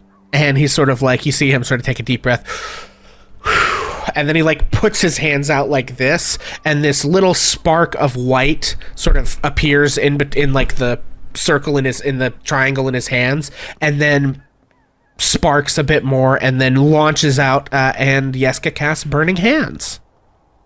And so this like 15-foot gout of flame erupts from this like 10-year-old's hands. I don't remember how 7, 6, or whatever old this kid is. Yeah, very young. He's very young, Wow. too young to be able to launch gouts of flames from his hands. But he sort of like turns to you and says, "See, now I can protect people." I feel like Ash would be laughing. Like, I can see why you didn't want to do it inside. Yes, the church already burned down once, right? Yeah, probably shouldn't repeat that. You're eating well. Arena and Ismark, they're treating you well. Yes, everything's good. Ismark is teaching me a little bit of how to, stab things, fight people. He knows a lot about that, I guess. He's been training a long time, I guess, to, I don't know, fight Strahd or something, but he's trying to teach me what he knows. But, it's not a lot of time that we get to do that because of all the other things we have going on all the time, especially right now with, all the people hiding here from revolution or whatever it is they're saying is going on. Things have been crazy since you came here. That is absolutely true. I don't know what it was like before I got here, but it definitely feels like things have been very exciting since I got here. Less exciting, but, also worse somehow. So, Well, me and my friends are about to head out of town again. I wanted to come by, make sure you're doing okay. And if things go bad with this whole Burgomaster situation, I want you to make sure that you stay safe. And goddamn, I always mess up Ismark, and then it makes me forget the tavern guy's name. Erwin at the tavern. He'll protect you if things go too bad. You obviously have come leaps and bounds and learning to stab things and casting giant spouts of fire, but I don't want you to take on too much by yourself if things go bad. He nods and says, "Yes, Ismark already tell me most important thing is live to fight another day." That's right. I won't keep you from dealing with your crowd here, but I did want to just stop by and make sure you're doing okay. Yep, all is well. Okay, if no bad luck, we'll see you again very soon. And with that, I think Ash will go try to collect the rest of the party if they're ready to go. Okay, yeah, anything else anyone wants to do here in the church? Going once, going twice. I think I'm gonna kiss Irina's hand very lightly. There it is. And, be like, I am see that you're well. I do hope that this church keeps you well. I'm sorry, do I know you? She sort of like blushes and like plays with a character. Excuse me, and I'll tip my hat a little bit. My name is Pizza Walhorn. If you wish, you may call me Pizza, or by my middle name, Pan. All right. Well, I'm sorry. No one in this town has any manners, so I'm a bit flustered. Yes, of course. I mean, this town is a little, shall we say, not up to the standards that you deserve to live in. Make a persuasion check. Whoa. Does Wanderous see this? I don't know. Does Wanderous see this? Oh, I That's a think 19. He does. That's a 19. Yeah, she's there positively... is one more thing, Wondrous, that bards love more than eating. Yeah, I mean, she's... So... Yeah, I mean, she seems, she blushes, and seems, kind of, off balance, I guess would be the way to put it. Yeah. But sure. yeah, Wondrous sees this, sure. Wondrous looks back and forth between the two of them. He notes her blush. He notes the tipped hat. And he's very perplexed. That Wondrous is what we call the Riz in action. Rizzed up to the max out here. Absolute god tier Riz on this man.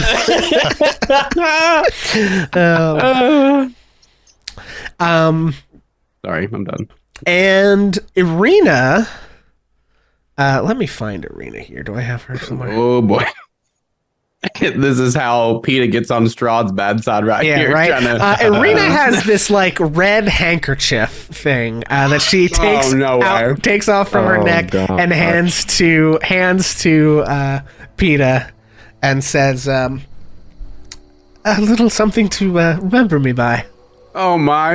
Yes. Oh no! I appreciate you, my dear madam. I mean, listen, a 19 persuasion check. What you gonna do? You know. I get it. And you know what? As we all can see, it put Irina in the DTF category. Clearly. I mean, the only other person who's ever shown interest was a literal monster who tried to eat her. So this is like upgrade, baby, upgrade. PETA is an opportunist. This is what he's swooping in while the self-esteem is low. Oh man! Oh god! Oh god! It's rough out here, y'all. Oh my god! It may well be literally the nicest thing anyone has ever said to her. Oh. Okay. There you have it. That exciting interaction having taken place. Anything else? As I walk out, I will blow a kiss as I walk out the doors. We're dead. Oh, hear me out. He keeps this up, we might be able to get Strahd into bed, if you know what I'm saying. Oh my god. Oh my god. And that joke works on several levels, ladies and gentlemen. I just want you to know. Okay. Anyway. Wondrous is just confused. That he's thinking about what he's seen. What he has seen. Okay. And you guys head out and begin to make your way out of Vallaki. So we're going to pop back over to the map. Okay, so the question I have, you guys can all see the map. Are you taking the tower in question is over here at Lake Baratok. You can tell that there's basically two ways to get there, and I believe you would have seen these on your first, the first time that you went there, went out that way. You can take the first north, which is maybe a little bit shorter, but you spend more of your time kind of off the main road, or you can go farther on the main road, take a little bit longer, but spend less time kind of off the main road. I don't know what your particular desires are for that. What do you guys think? I think that we're at the point where I don't want to say that we're overconfident, because that's definitely not the mood I'm going for there, but I do feel like we've settled into ourselves enough that it might be worth taking the shortcut. What do you guys think?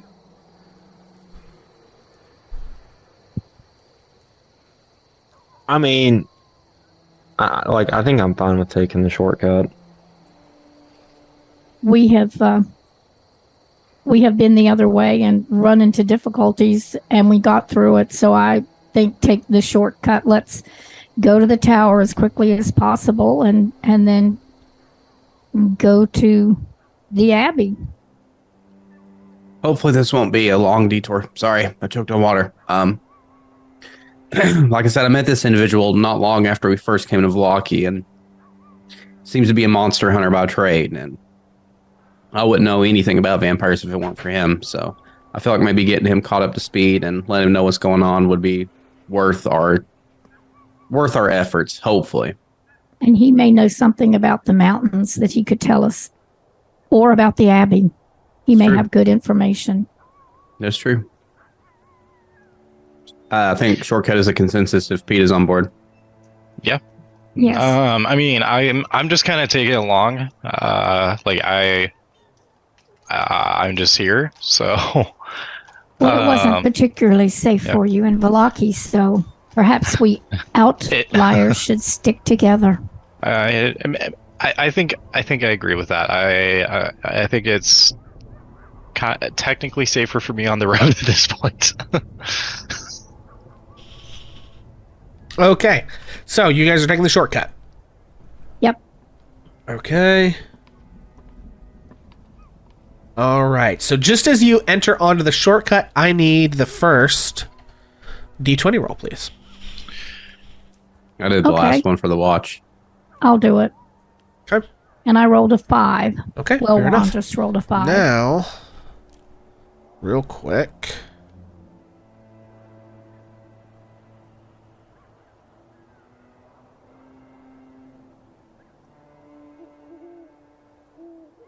Okay.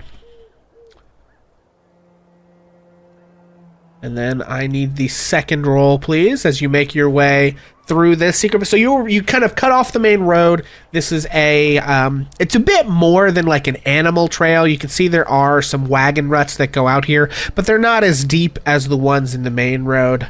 But it's much less well traveled. But who would like to give our next roll, please? I got it. 16. Okay. And that is also not an encounter. So you guys make your way to the tower. So let me read. So you come to a cold mountain lake, enclosed by misty woods and rocky bluffs.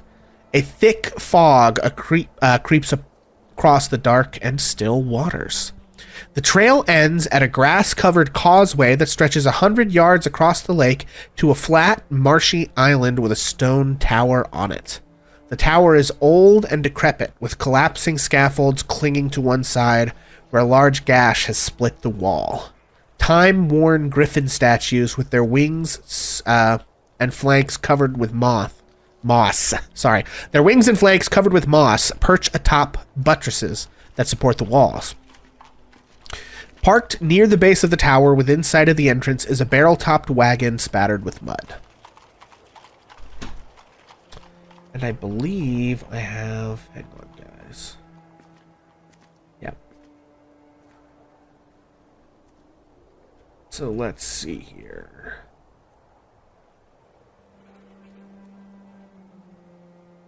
Okay. Ash. Nope. Okay. Ass. And Wondrous. Okay. So you guys approach and see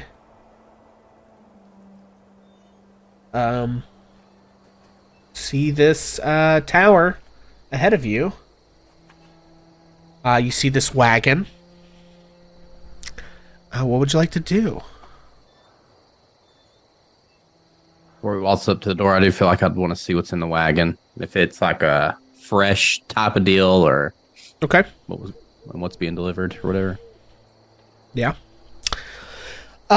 So you see layers of mud on the wagon. Underneath the mud, you see a fresh coat of purple paint. The wheels have fancy gold trim. A brass lantern hangs from each corner, and red drapes cover a sort of tombstone-shaped window to each side. At the back door, you can see a steel padlock secures the back door, hanging from a cheap wooden sign that reads, "Keep out!" Exclamation point. All right, that's all I needed to know. Nice. Let's go wagon. knock on the door. Okay. On the door of the wagon or the door of the tower? Not the tower for sure.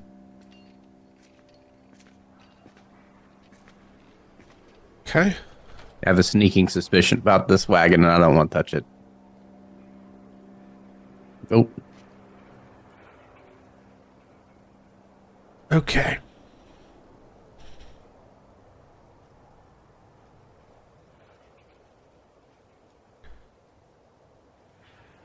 Yeah, I feel like guys are just gonna, bang on the door. Yep.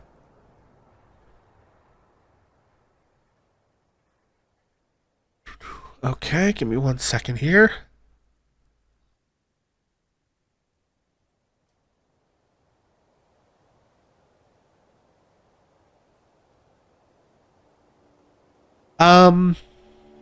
Okay, I have to do something real quick. Stand by. Standing by. See, folks, this is where I threw a wrench into Pixel's plans because I don't think he thought I was going to try to stop by this tower today. Oh, Pixel's prepared for anything. I am you know? somewhat prepared, He's a 360 DM. Okay. So, Ash, as you go to knock on the door, I need you to give me a dexterity saving throw. Oh, God, is this Power rude is a part? mimic. What Is kind? this rude part? Because I swear to God. What kind of armor are you wearing, Ash? I think it's just like leather Just or regular something. Hold leather. on. Okay, it's not studded leather. Let me find it. I've not looked at that in a very long time. I know. Should be in your equipment list. Yeah, it's just leather. Okay. Okay. Then yeah, just give me a dexterity saving throw. Oh, God, no. no. That is, I can't. Not as a rogue. Oh, Let that no. fly. We're gonna burn the Burn inspiration. that inspiration. Is that chat or DM inspiration? It's chat. Yeah. I didn't. I has been a little dry on DM inspiration for a while. See, there you go. I still got a Brutal. one on the other side, which is Damn. funny, but we did get a 16. Okay, so you take. You only take 10 lightning damage as the trap on the door Only goes 10. off. You dodge out of the way quickly. Holy shit! Yeah, and you see that the door just stays electrified. Well, that's not going to work. Oh, and someone's Damn it. giving VP inspiration back. Okay. Yeah, I got it. Thank you. Thank you, Scarlet Rosemoon. Well, we're not getting in that way.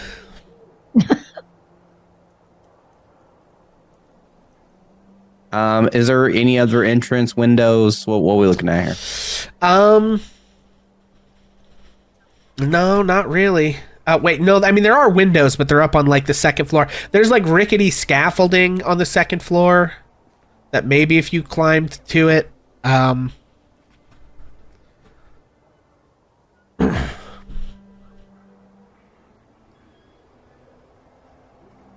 A person gets invited out here and then gets fried. I guess at I the should door. also probably describe this thing. So the tower door is made of iron with no visible handles or hinges. In the middle of the door is a large embossed symbol, a connected series of lines with 8 stick figures set around it. Carved into the lintel above the door is a word, Kazan, which is spelled like this.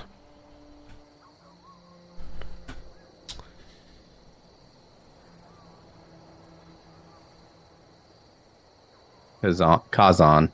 Anybody recognize that? Can I make a history check, or what would that be? You could try to make a history check, sure. I'll try.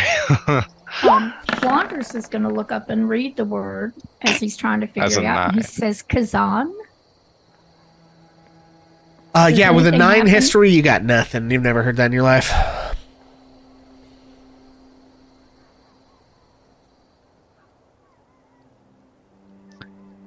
Good to know.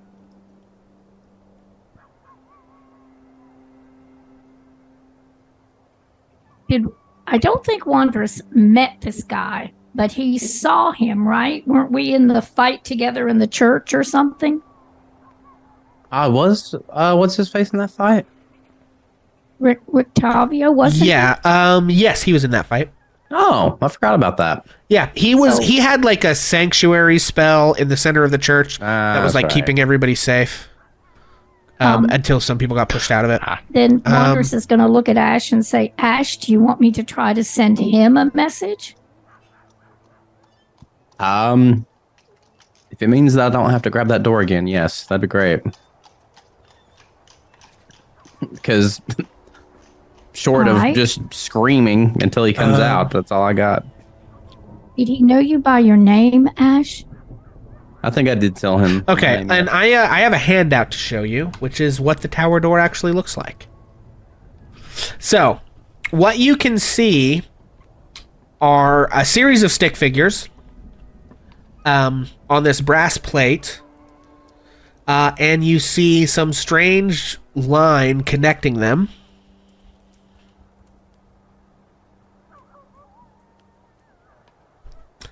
And that's all you really see on the door. Cass, look at this. Is this a puzzle on how to get in? Is it made of stone? So the door is made of iron, and there's like a brass plate on the door. Oh. I was trying to see if I could use, like...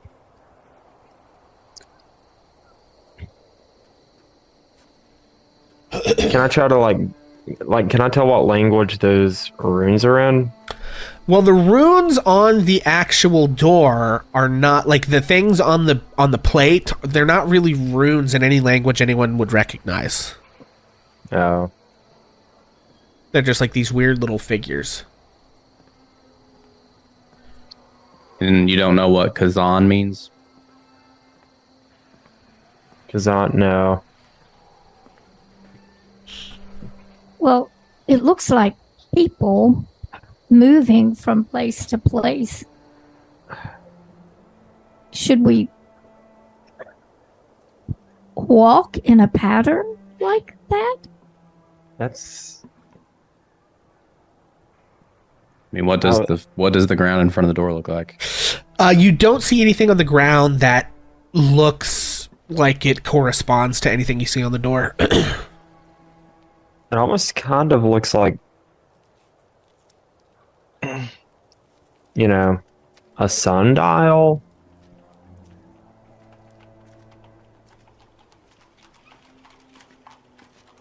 In some way. I don't really know. When Ash got the lightning damage, did he attempt to lift the knocker? Is that what happened? Or I did believe just he try to- knocked on he just touched the door. He just like knocked on it.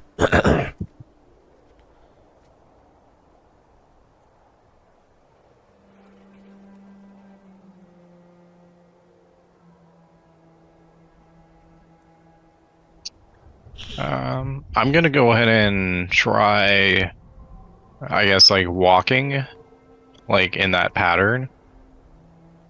Okay. So I'm just gonna kind of just like do a walk, like kind of around, just like right behind Ash, just in like my own square, just do like Yeah. a little thingy. Okay. Yeah, you complete your little walk, and nothing happens. At least nothing indicates that it, disabled the trap. There's no, like, clicks or, like, magical whooshes. Okay.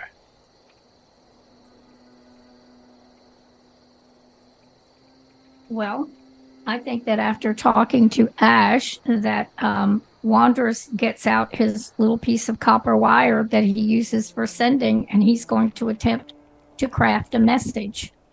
Okay. All right. And how close are you to the tower when you do that? Well, it looks like you see where I am. I'm within 5 feet of the door. Okay. You go to cast Sending within 5 feet of the tower, and nothing happens. You don't lose the spell slot, but no magic occurs. Oh, Ash, I couldn't do it. I was blocked. There's something blocking magic in this area from working. I think that Wanderous would start to walk around the building to see if he sees anything that might give him a clue as to how to get in. Yeah, you can walk over, and you know what? I think I actually poorly described something, and it's daytime here, so I'm going to hang on, I'm going to make it so you guys can actually see this thing. It is daylight mode. Okay, that's weird. You actually can see that the rickety scaffolding does start at this bottom level. I was wrong about that. My bad. And it starts to move up around the tower? Yeah, so it goes up to the second... There's like a ladder right here, and it goes up to the second level and curves around before you can see an additional ladder at the second level that kind of like curves back in. And it does seem to go all the way to the top. Oh. But you can see that it's like rotting wooden beams supporting the scaffolding, which is kind of like groaning and creaking in the light breeze. But there is a hole in the wall in the northwest of the third floor as you like look around. Wanderous would walk back towards Ash and say, this is a place we really need onyx. I'm too big and heavy, but there is a scaffolding that goes all the way to the top. Do either one of you have something that makes you lighter when you fall? I can't remember. I'm looking at my spells. I mean, if we can't... Well... Can I try to cast Detect Magic? How close are you to the tower? I'm gonna... Okay. Since, Wonder said to try to cast Sending and it wouldn't go through, I'm gonna back off about 15 feet and cast Detect Magic. Yeah, so casting Detect Magic, a very weird thing happens, which is that, it's a 30-foot effect, but, you can tell that the effect stops as soon as it gets within 5 feet of the tower. If you'd like to make an Arcana check to figure out what that means, I can tell you more directly, but, it just seems like the Detect Magic's, magical perception is kind of blocked. Yeah, that's kind of what I thought would happen. Yeah, I'll go ahead and try the Arcana check. It's going to be an 8, and I'm just going to go ahead and burn Inspiration for that, because I am curious. 21. Yeah, you, I think, in your youth, given where you spent your youth, have probably come across something like this before. This appears to be some kind of anti-magic field.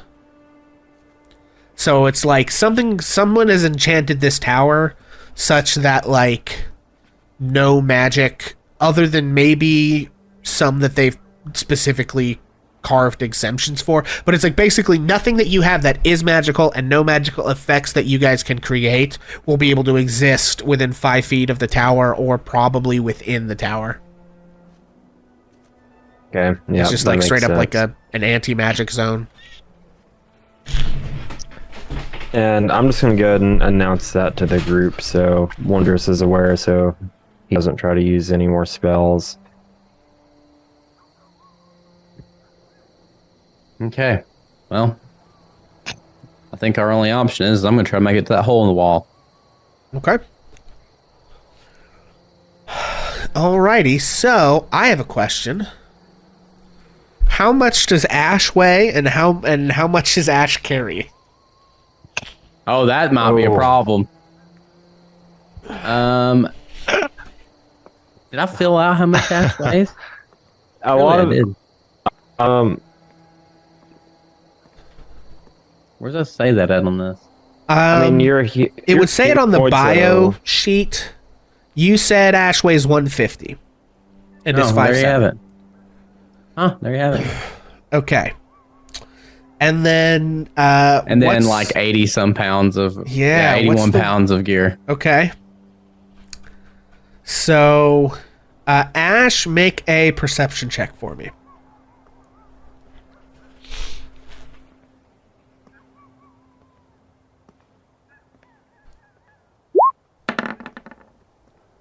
$17. 17. Okay, with a 17, I think you look at that rickety ass thing and you're like, that is not going to carry the full weight of you with all of your gear. You're going to have to leave some stuff at the bottom if you want to climb that thing. Okay, so what if I take off all of my stuff except for my blade? Okay.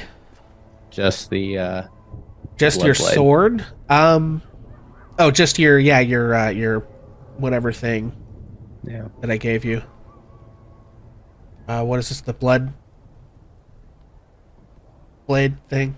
Yeah. Yeah. I'm gonna say the blood blade probably weighs like 8 pounds. That's probably your best bet. Oh, Pete has got inspiration back. Okay. Well, realistically, I just want to get up there and like, hey, let us in. Yeah. Sure. So let's give it a Why don't go. we try that from down here? And I think Wanderous is going to walk out, like, in case while you're trying to figure out, and Wanderous is going to say, "Hey, is there anybody there?" And holler at it. Okay. And a few moments pass, and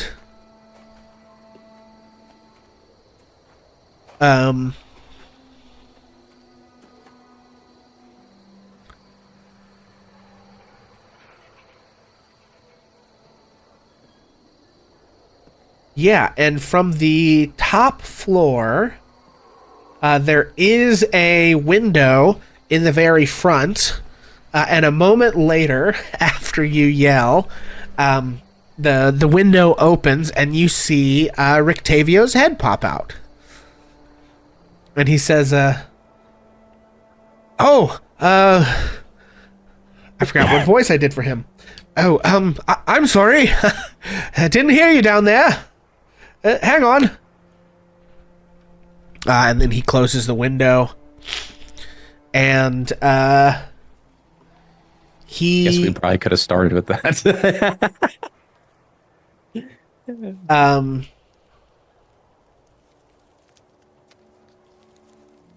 Yeah, he you see him pop out of the hole in the wall on the third floor and begin kind of coming down the rickety thing there, the rickety scaffolding.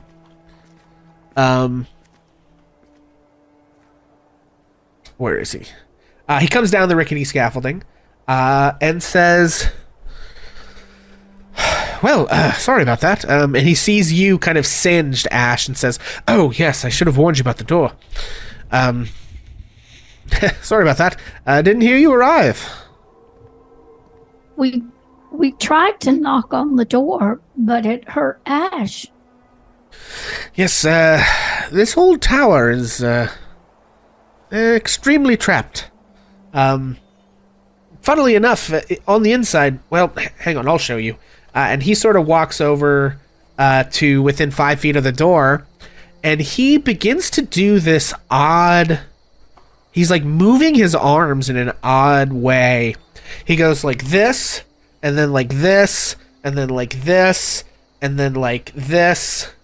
And he's like basically moving his arms in the like same way as what the little stick figures on the door are in this weird little And dance. in that order. That Yeah. makes sense. In the order that the line Yeah. goes. Yep. Damn, And, that's good. When he does that, the door pops open to reveal the bottom of the tower. And it shows this flagstone floor with a lot of debris and some old crates. There's like a torn curtain that you're kind of barely seeing past. And then there's this like 5-foot indentation in the center that has like 4 pulleys attached to these iron chains that stretch up through a hole in the somewhat rotted wooden ceiling. And standing next to these chains are 4 tall clay statues. It's like an elevator system. And he says, the elevator system is a little temperamental, so I tend to just go up and down the outside, but you know, he sort of like gestures at himself. He says, I'm a rather slight man, so it's not too difficult for me. But I suppose some of you might have a spot of trouble getting up and down. I suppose if we're gonna go, we've got to go up one at a time. Is that your wagon? Oh, no, it's not. That is my protege, you might call her. Esmeralda. She's, actually, I don't know where she is. We haven't seen hide nor hair of each other for a bit. Well, you'd best come inside. And he sort of, like, walks in and goes over to the thing. And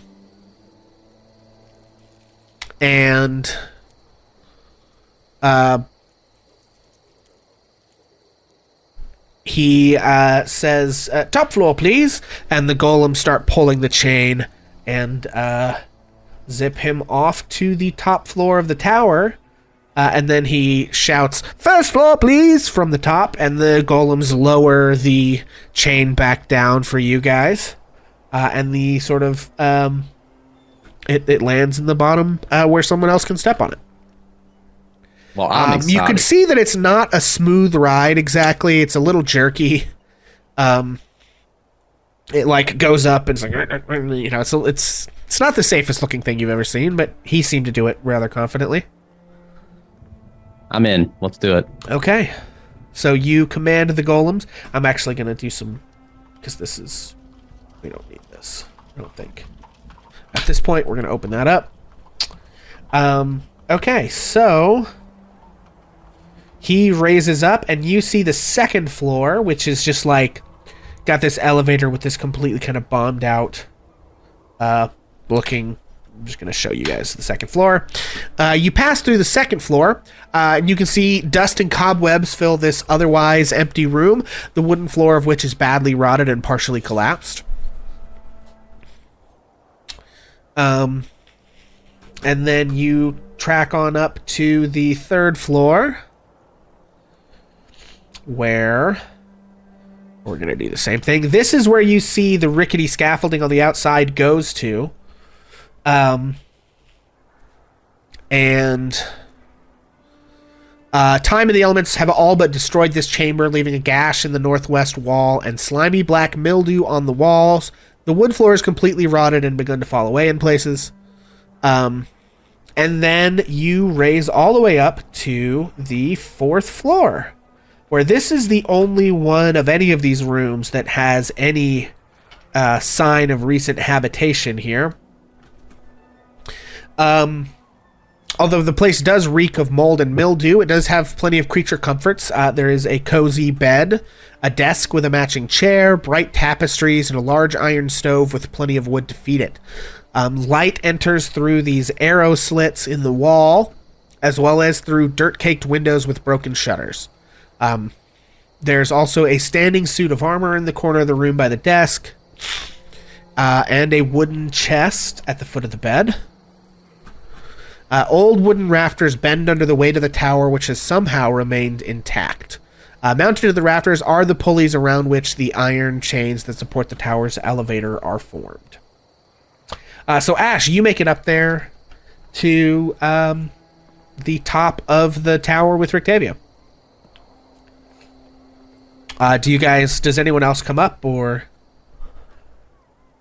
Yeah, Cass would follow Ash up. Okay. Wanderous would if the thing came back down. Okay, yeah, we can just drag you guys all up there if you're all gonna go. What about PETA? Oh, you're muted. Yep, thank you. I think I will probably, yeah, just kind of follow in suit. I'd probably just be the last one since I am kind of like an outsider to the group. Okay.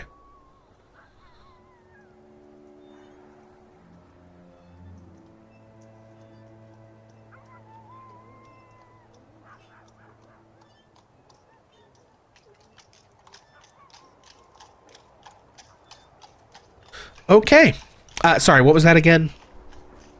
Yeah, so I'm gonna be following kind of behind everybody else since I'm kind of like an outsider to the group. So I'm gonna be the last one going up. Okay. Yeah, so you guys make it up here, and you see Rictovio is kind of hanging out. He says, sorry, not a lot of places to sit. I don't get many visitors here, for obvious reasons. What is this place?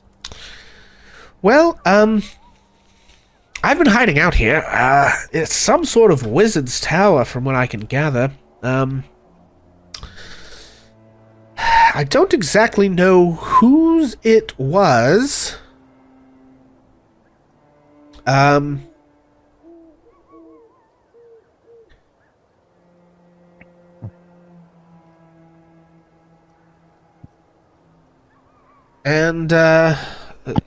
But it's been abandoned for quite some time. I was able to figure my way around the, magical sort of protections of this place.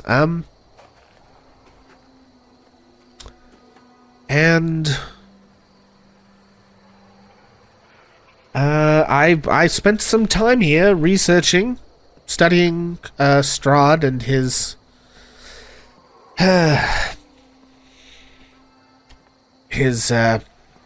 history and what have you. Hang on, I suppose I should show myself. I apologize for having used a guise when speaking with you, but you should know who I am. Do I have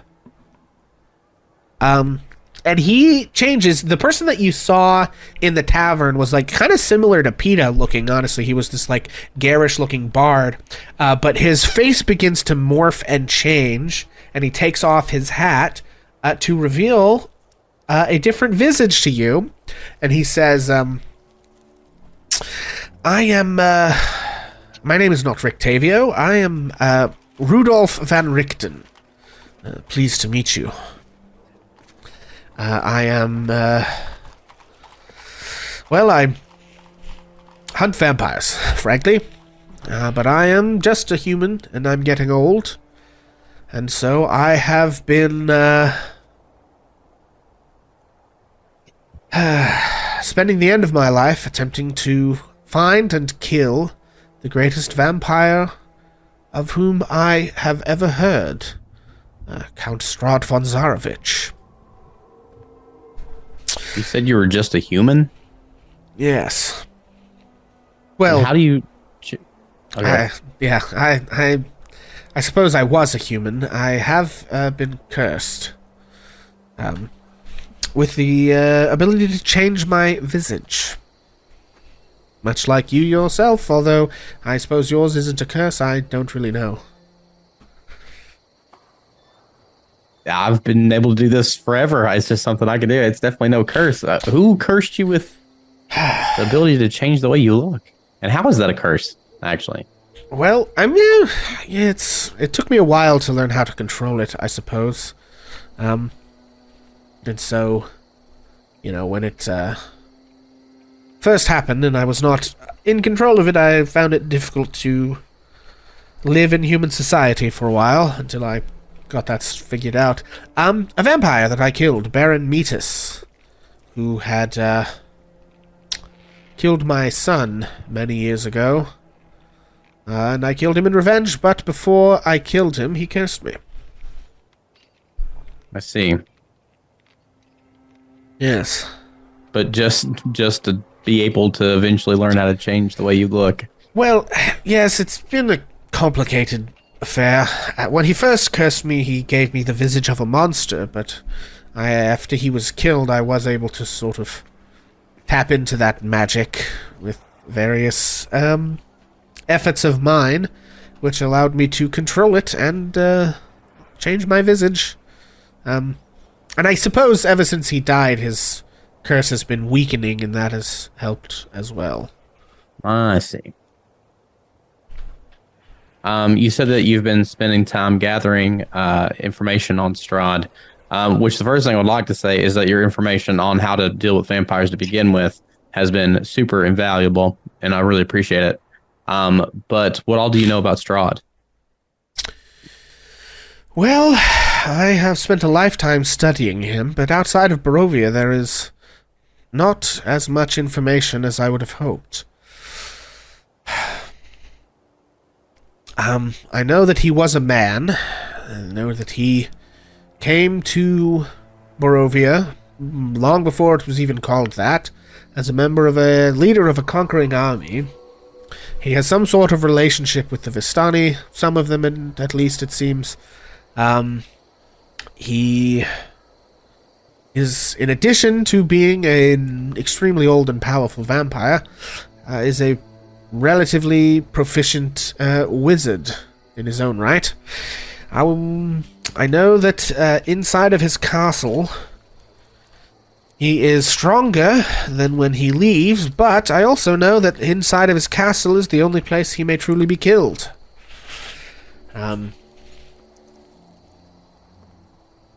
have good evidence to suggest that Strahd periodically hibernates in his coffin, sometimes for years, when all is quiet in the realm, lulling everyone into a false sense of security before he reappears, but he has been quite active of late. I believe you have befriended a group that I was investigating, which the Keepers of the Feather, the Were-Ravens. I've been trying to find a way to prove myself to them without exposing them to their mutual enemy. I believe they may prove helpful when the time comes to do the deed. Well, definitely a few steps ahead of you on that one, buddy. We are friends with Erwin, and he seems to be one of the leaders of the Keeper of the Feather. We also found this, which you might find interesting, and I'm going to hand over the tome of Strahd. Oh. Yeah, he looks through it and does appear fascinated, and kind of like nods his head at several points and says, yes, this confirms much of my studies, but there is some new information here as well. He has our friend. I see. Oh, yes, I should have noticed. Your group has changed since we fought together in the church. I am sorry to hear that. We tried to find that magician, and we found him, but Strahd followed us, and he bewitched our friend and took him back to his castle. We want to get him back. Do you know how we can do that?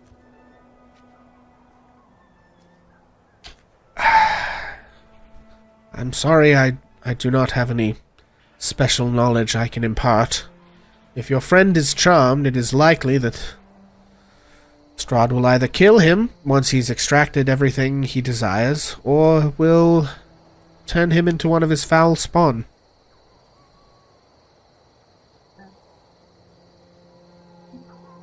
He's all right so far. I talk to him every day through sending. I see. Well, Ash, tell him where we're going. Maybe he can help with our quests. When we met, you told me to meet you here, and a lot has happened since then. And without me going into, which I can say all this stuff about the fortune teller stuff if you'd like, but I would like to kind of just relay what they've said. And we found the tome following the fortune teller's vision.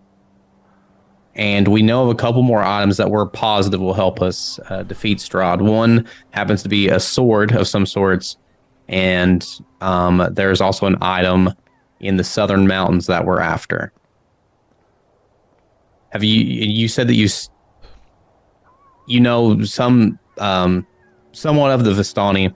We did manage to talk with one of the caravan leaders, and he told us that the reason that they have a special relationship with Strahd is because when he was still a man, they saved him. And that's kind of like gave them a free pass to kind of do their own thing across Barovia all these years. I see. But it is from the Vistani that we learned. Again, I don't know how much you've interacted with them, but Madame Ava told us where we could find all this stuff. And that's what we're doing. We're trying to finish what the old wizard started. We found the old wizard. Although he's not completely there in the head these days. But we're hoping with the book that he found off of our friend Onyx that he might be able to repair his staff and be willing to come help us when the time comes to take on Strahd. Have you heard of anything about these weapons or amulets or whatever the heck the other thing was supposed to be? I have not myself. They would be, I think, quite useful.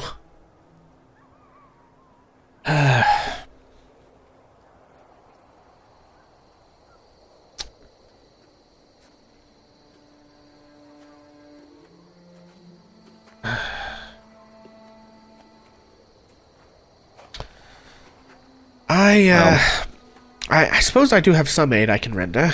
The reason I called you here. He sort of turns and, looks through some stuff on his desk. He hands you, Ash, 3 sort of glass little vials, basically. They're about this big. And they have sort of like they're corked in, but they have like a gold seal on them, and are stamped with a sort of like sun, it's like stamped into the gold. He says, I can give you a few vials of holy water, and I don't know if either of you can use these. He pulls out some spell scrolls. I says, but I could pot with him as well. I'm sorry, what did you say you pulled out? 2 spell scrolls. Spell. Can I take a look at one of them? Sure. I guess, yeah, you can take a look at both of them if you want. Yeah, I mean, just to see if there are spells I can use. Okay, and you are a paladin. You definitely recognize... I think you would recognize one of them. Hang on, I gotta look at the paladin spell list to know if you would be able to read these. I can just tell you guys what they are, because I'm sure one of you would be able to cast them, and then you can decide who can use them and who can't. The 2 spell scrolls are both 3rd level spells. One is Major Image, and one is Remove Curse. I think Remove Curse would be more wondrous than me, because that seems more like a cleric spell. Well, and Wanderous already has Remove Curse. Yeah, but if you have it off of a spell scroll, it doesn't cost you a spell slot to use it. Then I could cast it without using a spell slot. Correct, yeah. He also... this is interesting. He also has a map of Barovia that has pretty much the whole land kind of marked out. Oh, nice. Which, if you guys wanted to spend some time studying, I could remove all the remaining fog of war on the map, I think. What was that other spell? Major Image. Major I'm pretty Image, sure the okay. bard would be able to cast. Yeah, Yeah. it is bard, sorcerer, warlock, and wizard. So Oh, okay, yeah. yeah, I can hold on to that one. Well, I think That that makes sense. Wanderous would love to have the the map because he already has Wanderer as a skill. So if he had the map, wouldn't that just really I clinch think it that for makes. him? I definitely see the value in that because it could help us kind of maybe figure out. Yeah, because Where Wanderer we- helps me recall every place I've ever been. Yeah. So maybe that I would be able to recall makes the sense. things on the map more Yeah, clearly.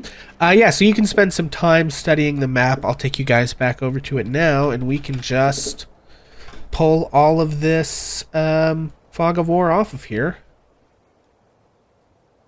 Is the scroll of remove curse, is that a one time you use the scroll and then it disappears? Yes, scrolls are one-time use.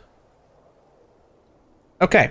So yeah, that is the map of Barovia is now basically fully revealed to you. There's a couple things marked on the map that aren't labeled but are like known to be like points of interest, but he doesn't necessarily know what they are. You know what I mean? Like some of the things are labeled like Valaki and the village of Barovia and the different like the Svalich Wood and the Stair Pool and Mount Baratok and all of that stuff are labeled. But like there's a spot here there appears to be some sort of like marking. There's some other marking down here that's labeled. And there is an additional marking. There's like a road that's marked that would probably help you guys on the way. It's like the Solinka Pass down in the bottom, which I guess I can reveal that now too. I don't think I had revealed it before. This whole big long thing is the Solinka Pass. This big long road here. But there's some sort of like something marked here by the bridge. And then it shows like a fork in the road leading to some other marking up here on Mount Gacchus to the south, which I don't know if I put that. That is on the map later. So, okay. And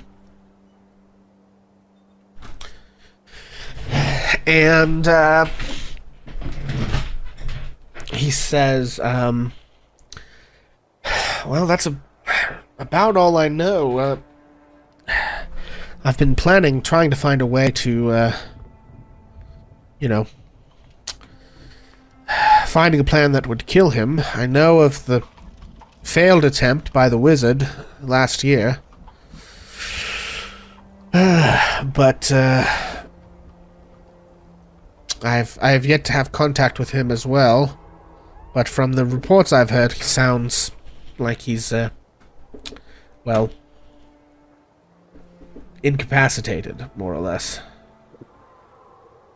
I mean, that's a way to say it.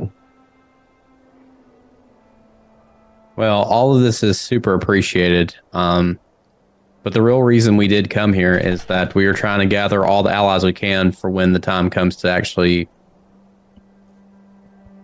take him on.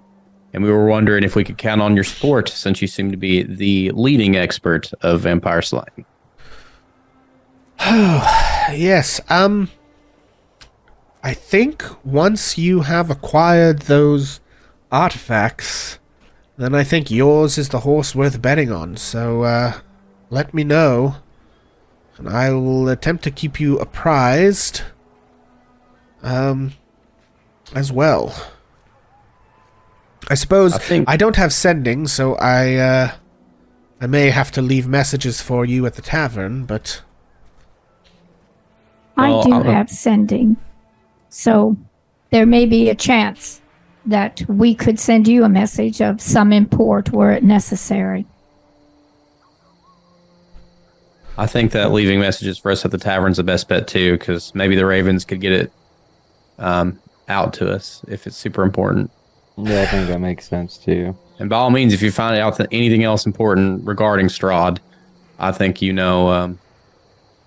that would be definitely invaluable information. We're going to keep our bananas peeled, so to speak, but maybe we'll learn more at these locations where the alleged artifacts are located. Yes. And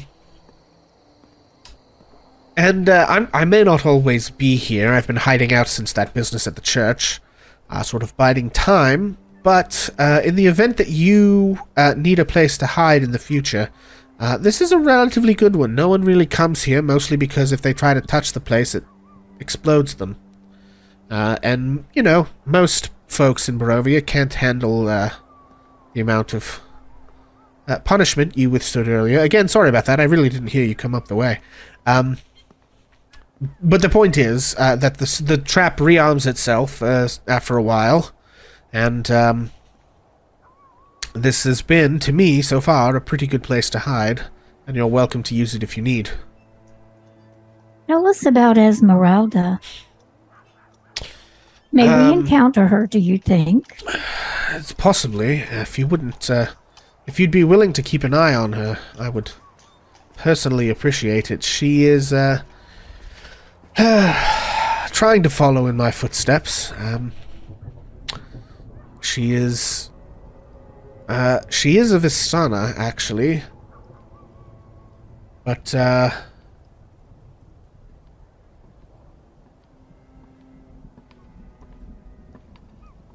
if we find her, how will she know that we are your friends? Or people that you are satisfied with? Well, I think the fact that you know my real name should be evidence enough. Everyone in this part of the world knows me as Rictavio.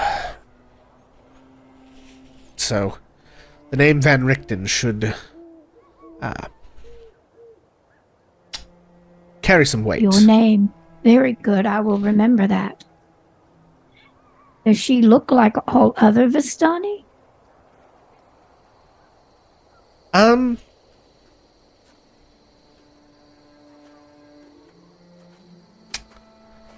I have heard that,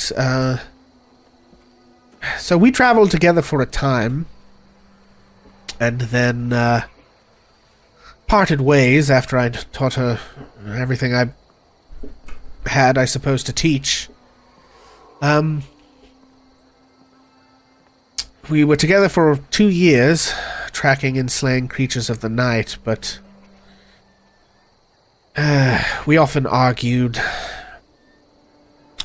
and eventually we parted company. I've heard that since we have parted ways, that some tragedy has befallen her. I believe a werewolf has bitten off part of her right leg below the knee. Now, she was not inflicted with lycanthropy, but has some sort of prosthetic now, so I suppose that would be one way to recognize her. I see. We'll keep our eyes open. It does seem safe here. I think I feel safer here than anywhere else I've been in Barovia so far.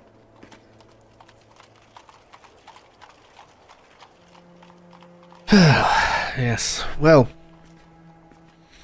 I don't really... You're welcome to stay, I suppose. I don't have, comfortable place to stay for all of us, but, I don't know if you need to be on your way. We are headed for an abbey. Do you know anything about it? I don't know that I particularly do. Just sort of the common knowledge, I suppose. Well, we need to go, I think, don't we, Ash? Yeah, again, we really appreciate all of the items and the knowledge. We'll try to get a message to you when the time comes. All right. Well, I suppose I will do my best to be ready when the call comes. And he sort of reaches out to shake your hand, Ash. Ash definitely take the hand and shake it, and we can be on our way. Okay. Well, you all go back down the elevator one at a time and make your way outside. Mark down that he gave you 3 vials of holy water and those 2 spell scrolls to help you on your way. And the map, right?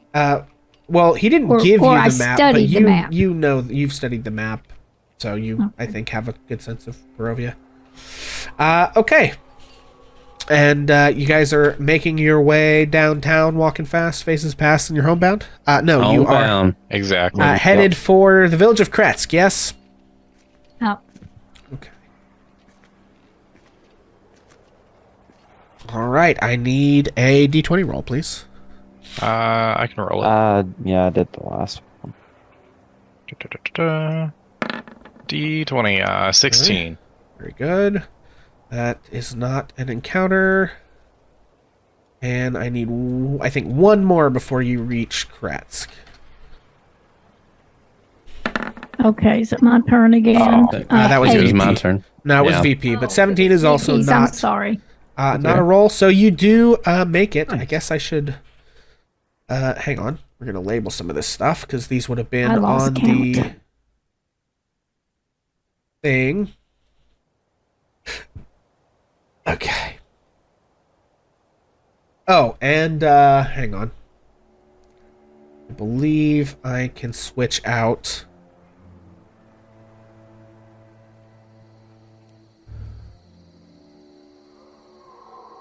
This one doesn't have onyx in it, I believe. It has P. Yes, this one has Peter in it. Okay, there we go. I wanted it to reflect who's actually traveling with the party. Okay, friends. I mean, that's fair. That's fair. That's fair. Fair.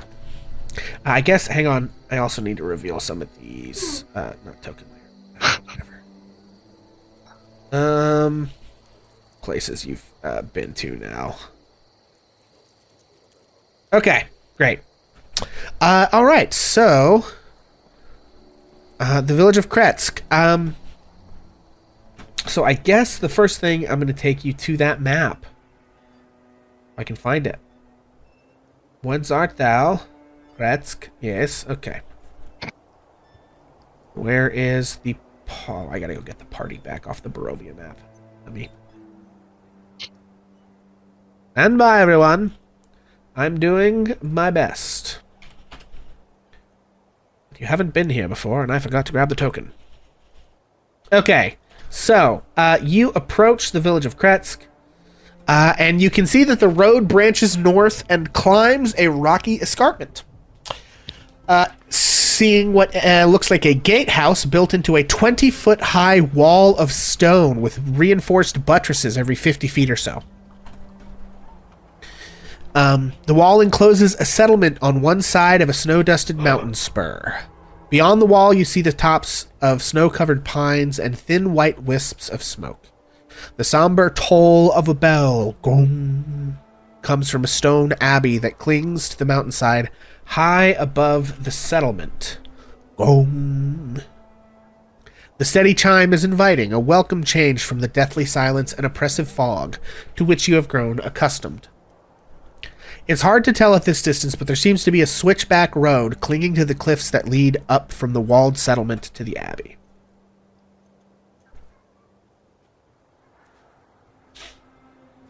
Okay. Is there? You said there's a gatehouse. Is it shut currently? It's hard to tell from here, but probably. Are you guess going to we make should- your way up the road to the gatehouse? It's what we came for. Time to do the Alright. thing. Okay. You guys make your way up to the gatehouse. The air grows colder as you approach the walled settlement.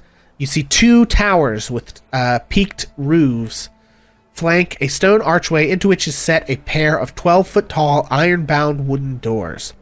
Carved into the arch above the doors is a name. Kretsk. Which is spelled like this in case anyone needs to know. The walls that extend from the gatehouse are 20 foot high. Atop the parapet, you see four figures wearing fur hats and clutching spears. They watch you nervously. Hey, Mr. Bart, why don't you do that charisma thing? Yeah. I'll wave to the guards. Be like, hello. How are you on this fine day? Who goes there? My name is Peter Walhorn. These are my compatriots. We're here visiting your lovely city. Wait. And he sort of gestures to one of the other guards who disappears from the top of the wall.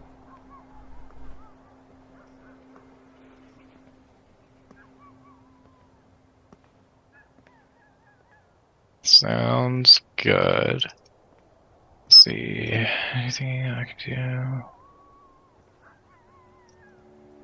No, okay.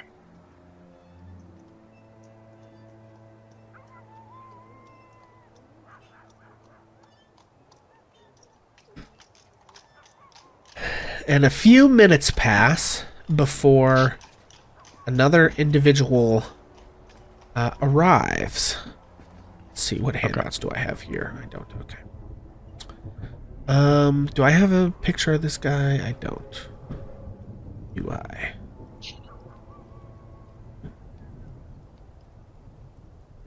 I don't. Okay. This, so you see an individual who is,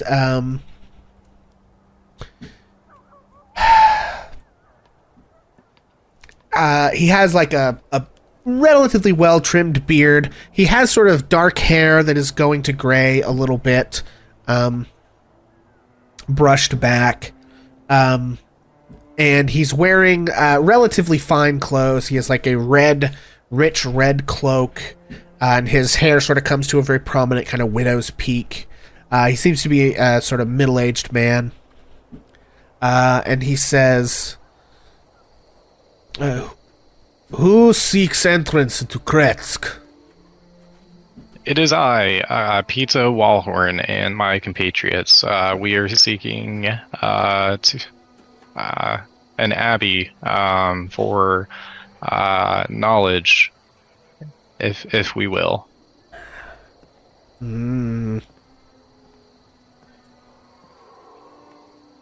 Kretsk is not open to visitors.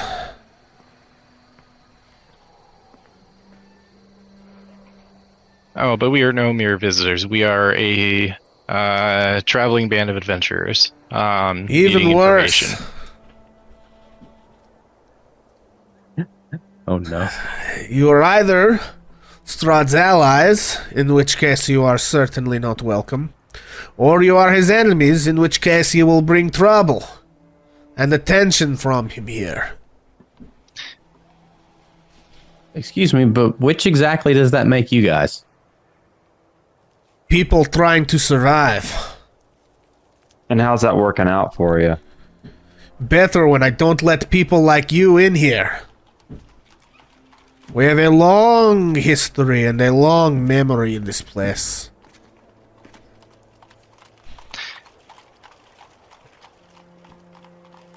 But see, I have not been here very long, and I have not been able to make a impression or have knowledge of Strahd.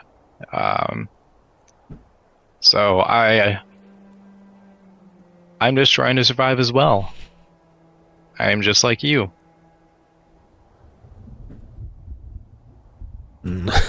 No, you are not like me.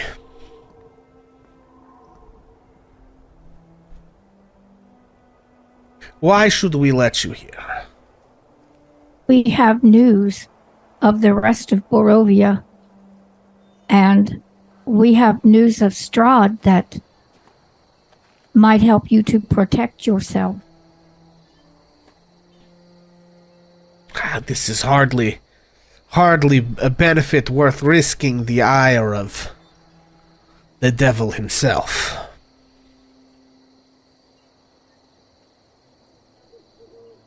If Okay, he wills it, Oh, Go ahead. okay. if he wills it, these walls will not hold him out. But with the right knowledge, you might find a better defense. We know full well what our walls will hold and what they won't.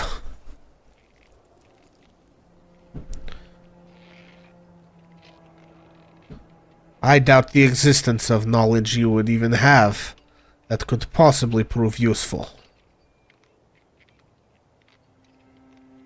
Ah, yes, but you're willing to risk your lives. As of right now. Are Strahd will be you coming. threatening who is threatening our lives? Strahd will be coming. He threatens every Eventually. day. Well, he'll come for sure if I let you people in here. He will come regardless at some point. And he may come for your children. And your children's children. Do not speak of my children. Be gone from this place. You are not welcome here.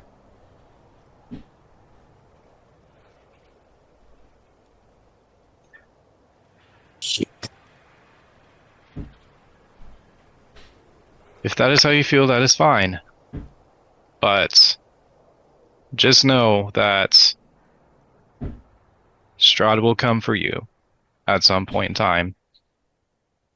And without the knowledge that we are looking for, you will be in deeper trouble than what you are now.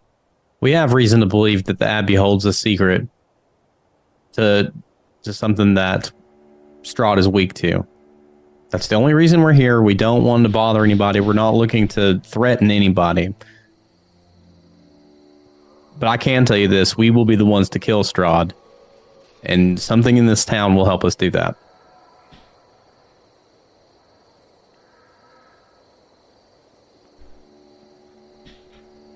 Could you at least let us visit the Abbey for a few hours?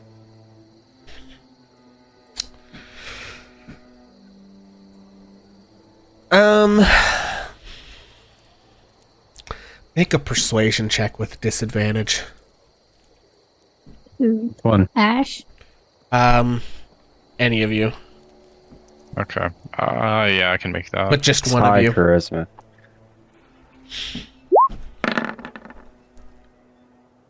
Oh, 12. I'm gonna burn my Janspiration and reroll that, I think.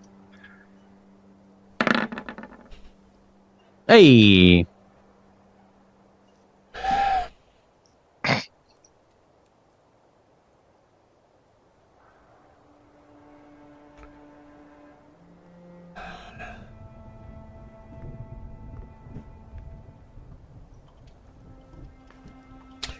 He narrows his eyes and says, "Be gone by nightfall." And he gestures to his guards who turn and open the gate.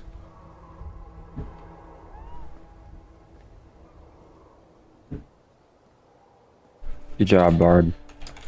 Okay, you won't regret this. And we're going to beat feet to the Abbey because we ain't got a lot of time to burn. We got to go. Yeah. Yep. Yeah, we're going to hot foot it to the Abbey. Okay. Okay, so you enter the village. You can tell that the guards are keeping a close eye on you.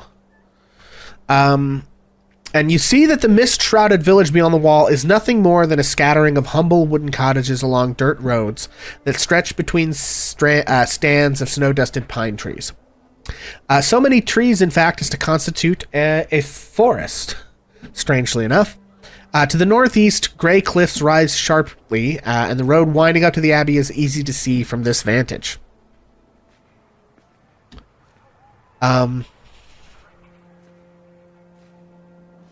And yeah, you see these houses. I actually think I might have a... No, I don't. But it's easy enough to make your way up to the winding road. You can see the long switch... and winding road? Sure. You can see the switchback that hugs the cliff is about 10 feet wide and covered with loose gravel and chunks of broken rock. The ascent is slow and somewhat treacherous. The air grows colder near the top. The road climbs about 400 feet vertically as it kind of doubles back in on itself. And you make your way up to the doors of the Abbey. Which... Gonna drop you all in here. Now let's see. Okay.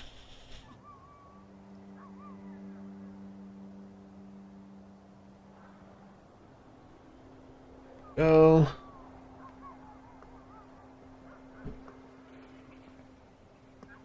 I don't know what your marching order is, but you guys approach, and you can see as you approach the north gate. The road from the village climbs above the mist to a wide ledge on which the abbey is perched. A light dusting of snow covers the trees and rocky earth. And the gravel road passes between two small stone outbuildings, which you can see here, between which stretches or on either side of which stretches a 5-foot tall, 3-foot thick wall of jumbled stones held together with mortar. So not nearly as tall as the wall around the rest of the, area. Blocking the road are iron gates attached to the outbuilding by rusty hinges. They appear to be unlocked. As you approach and see through the gates, you can see that the abbey appears to be quiet. Its two wings are joined by a 15-foot high curtain wall. A belfry protrudes from the rooftop of the closer north wing, which also sports a chimney billowing gray smoke.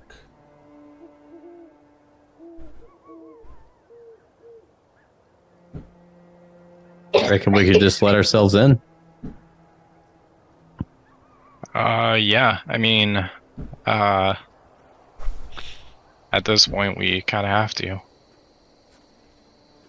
We don't have the time to wait. Okay, I guess we're just gonna go in if it's unlocked. I mean, Yeah. Okay. it's public space, right? Probably. Okay, yeah, so you go to open the door, which makes an extremely loud squealing noise. And Beautiful. two individuals come out of the nearby doors. They are extremely odd-looking characters. And they sort of block your way. I'm going to show them to you. Let me see if I can find... I think I have handouts for these guys, but...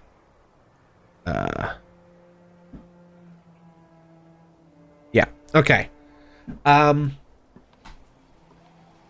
are extremely odd. They appear to be people with, like, very bestial-looking characteristics. This first individual is wearing sort of a yellow rag, has, like, very canine-looking feet and legs and a snout, but sort of humanoid eyes, and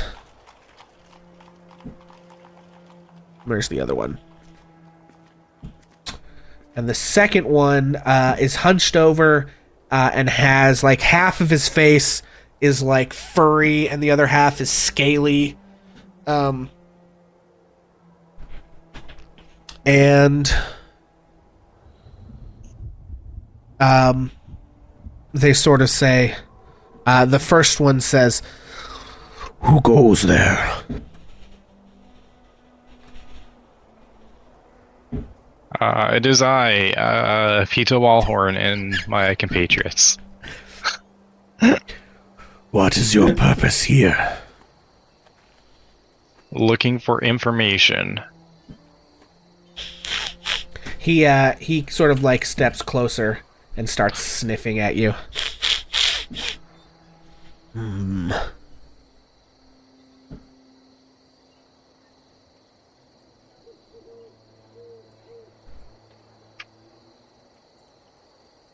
And the other one steps up and says, "They seem friendly enough." Also, I should mention they're very short. The first one is about 4'9", and the other one's about 4'7". Okay.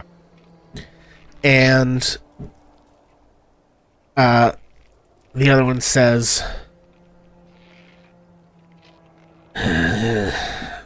I suppose you can come with us to meet the abbot. And begins to lead you into the abbey.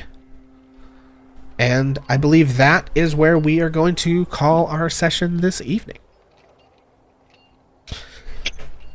You have managed to talk your way, sort of, into the village of Kretsk. Halfway. And you've made your way to the abbey, only to find something very strange going on here. These people are quite odd. And we will investigate more of what's going on here in the Abbey of St. Markovia next time, my friends. Next time on Dragon Ball Z. Indeed. On the next exciting episode of Curse of Strahd. Okay. So if someone wants to help us find somebody to raid, that would be delightful. In the meantime, we're going to do our usual sign-off, starting with Vincent Page. Yo, friends. I've been Vincent Page, who has been Ash Fireforge. And y'all, if you want to come hang out with me the rest of the week, anytime, I'm pretty much live on Twitch or Kick every day of the week. Streaming games and stuff and things. It's great. Thanks for hanging out. Excellent. Omega. Hey y'all, my name is Omega. I played Onyx Montarik, the Bladesong Wizard, as well as played Peeta Wallhorn, the Valor Bard. You can find me here every other Friday, as well as on TikTok, Omega MT42. Yeah, and also sort of to clarify for everybody, just in case it isn't clear, given that Onyx is trapped in Strahd's tower and his fate is sort of TBD, and the party's not headed directly there, and he is likely to not make his save against Charm and find a way to escape, we have brought in Omega's backup character for him to play in the meantime while all the rest of that resolves itself, so that he doesn't have to like sit out or just sit here and do nothing, and we have to like, and so I don't have to bounce back and forth between what's going on in Strahd's castle and what's going on with the party. So just to kind of explain that in case anyone was curious. We were all very curious. As to what all that is about. Ozzy. I'm Ozzy. I played Cass Amblecrown tonight. And I'm really excited for the next session. Yeah, I actually have to look into what's going on in the Abbey of St. Markovia a lot more, because I'm slightly less prepared for that than I have been. Bonus Mom. And I am Bonus Mom, and I was playing Wanderess, the Nature Domain Cleric.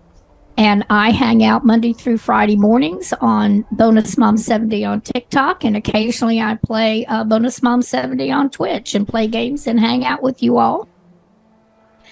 And I am looking forward to the next episode when I try to remember why we're even at this abbey and what we're looking for. So I will tell you what you're looking, because just to remind everyone, you're looking actually, I think you think for two possible things here.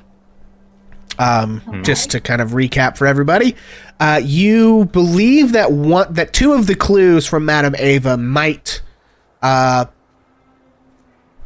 regard this. That one of them says, look to the west, find a pool blessed by the light of the white sun. And Kretsk is as far west as you can go. And then one of the other ones is this card sheds a light on one who will help you greatly in the battle against darkness. Avistana wanders the land alone, searching for her mentor. Does not stay in one place for long. Seek her out at St. Markovia's Abbey near the Mists. So, you believe that who you may surmise to be Esmeralda, who could be of help to you in fighting Strahd, might be in the Abbey.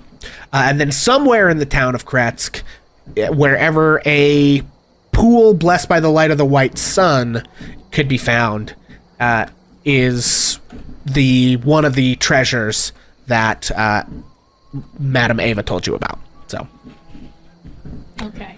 but you're not one of them. Like, so that the Abbey of Saint Markovia was specifically pointed out in the thing saying that the Vistana would maybe be here.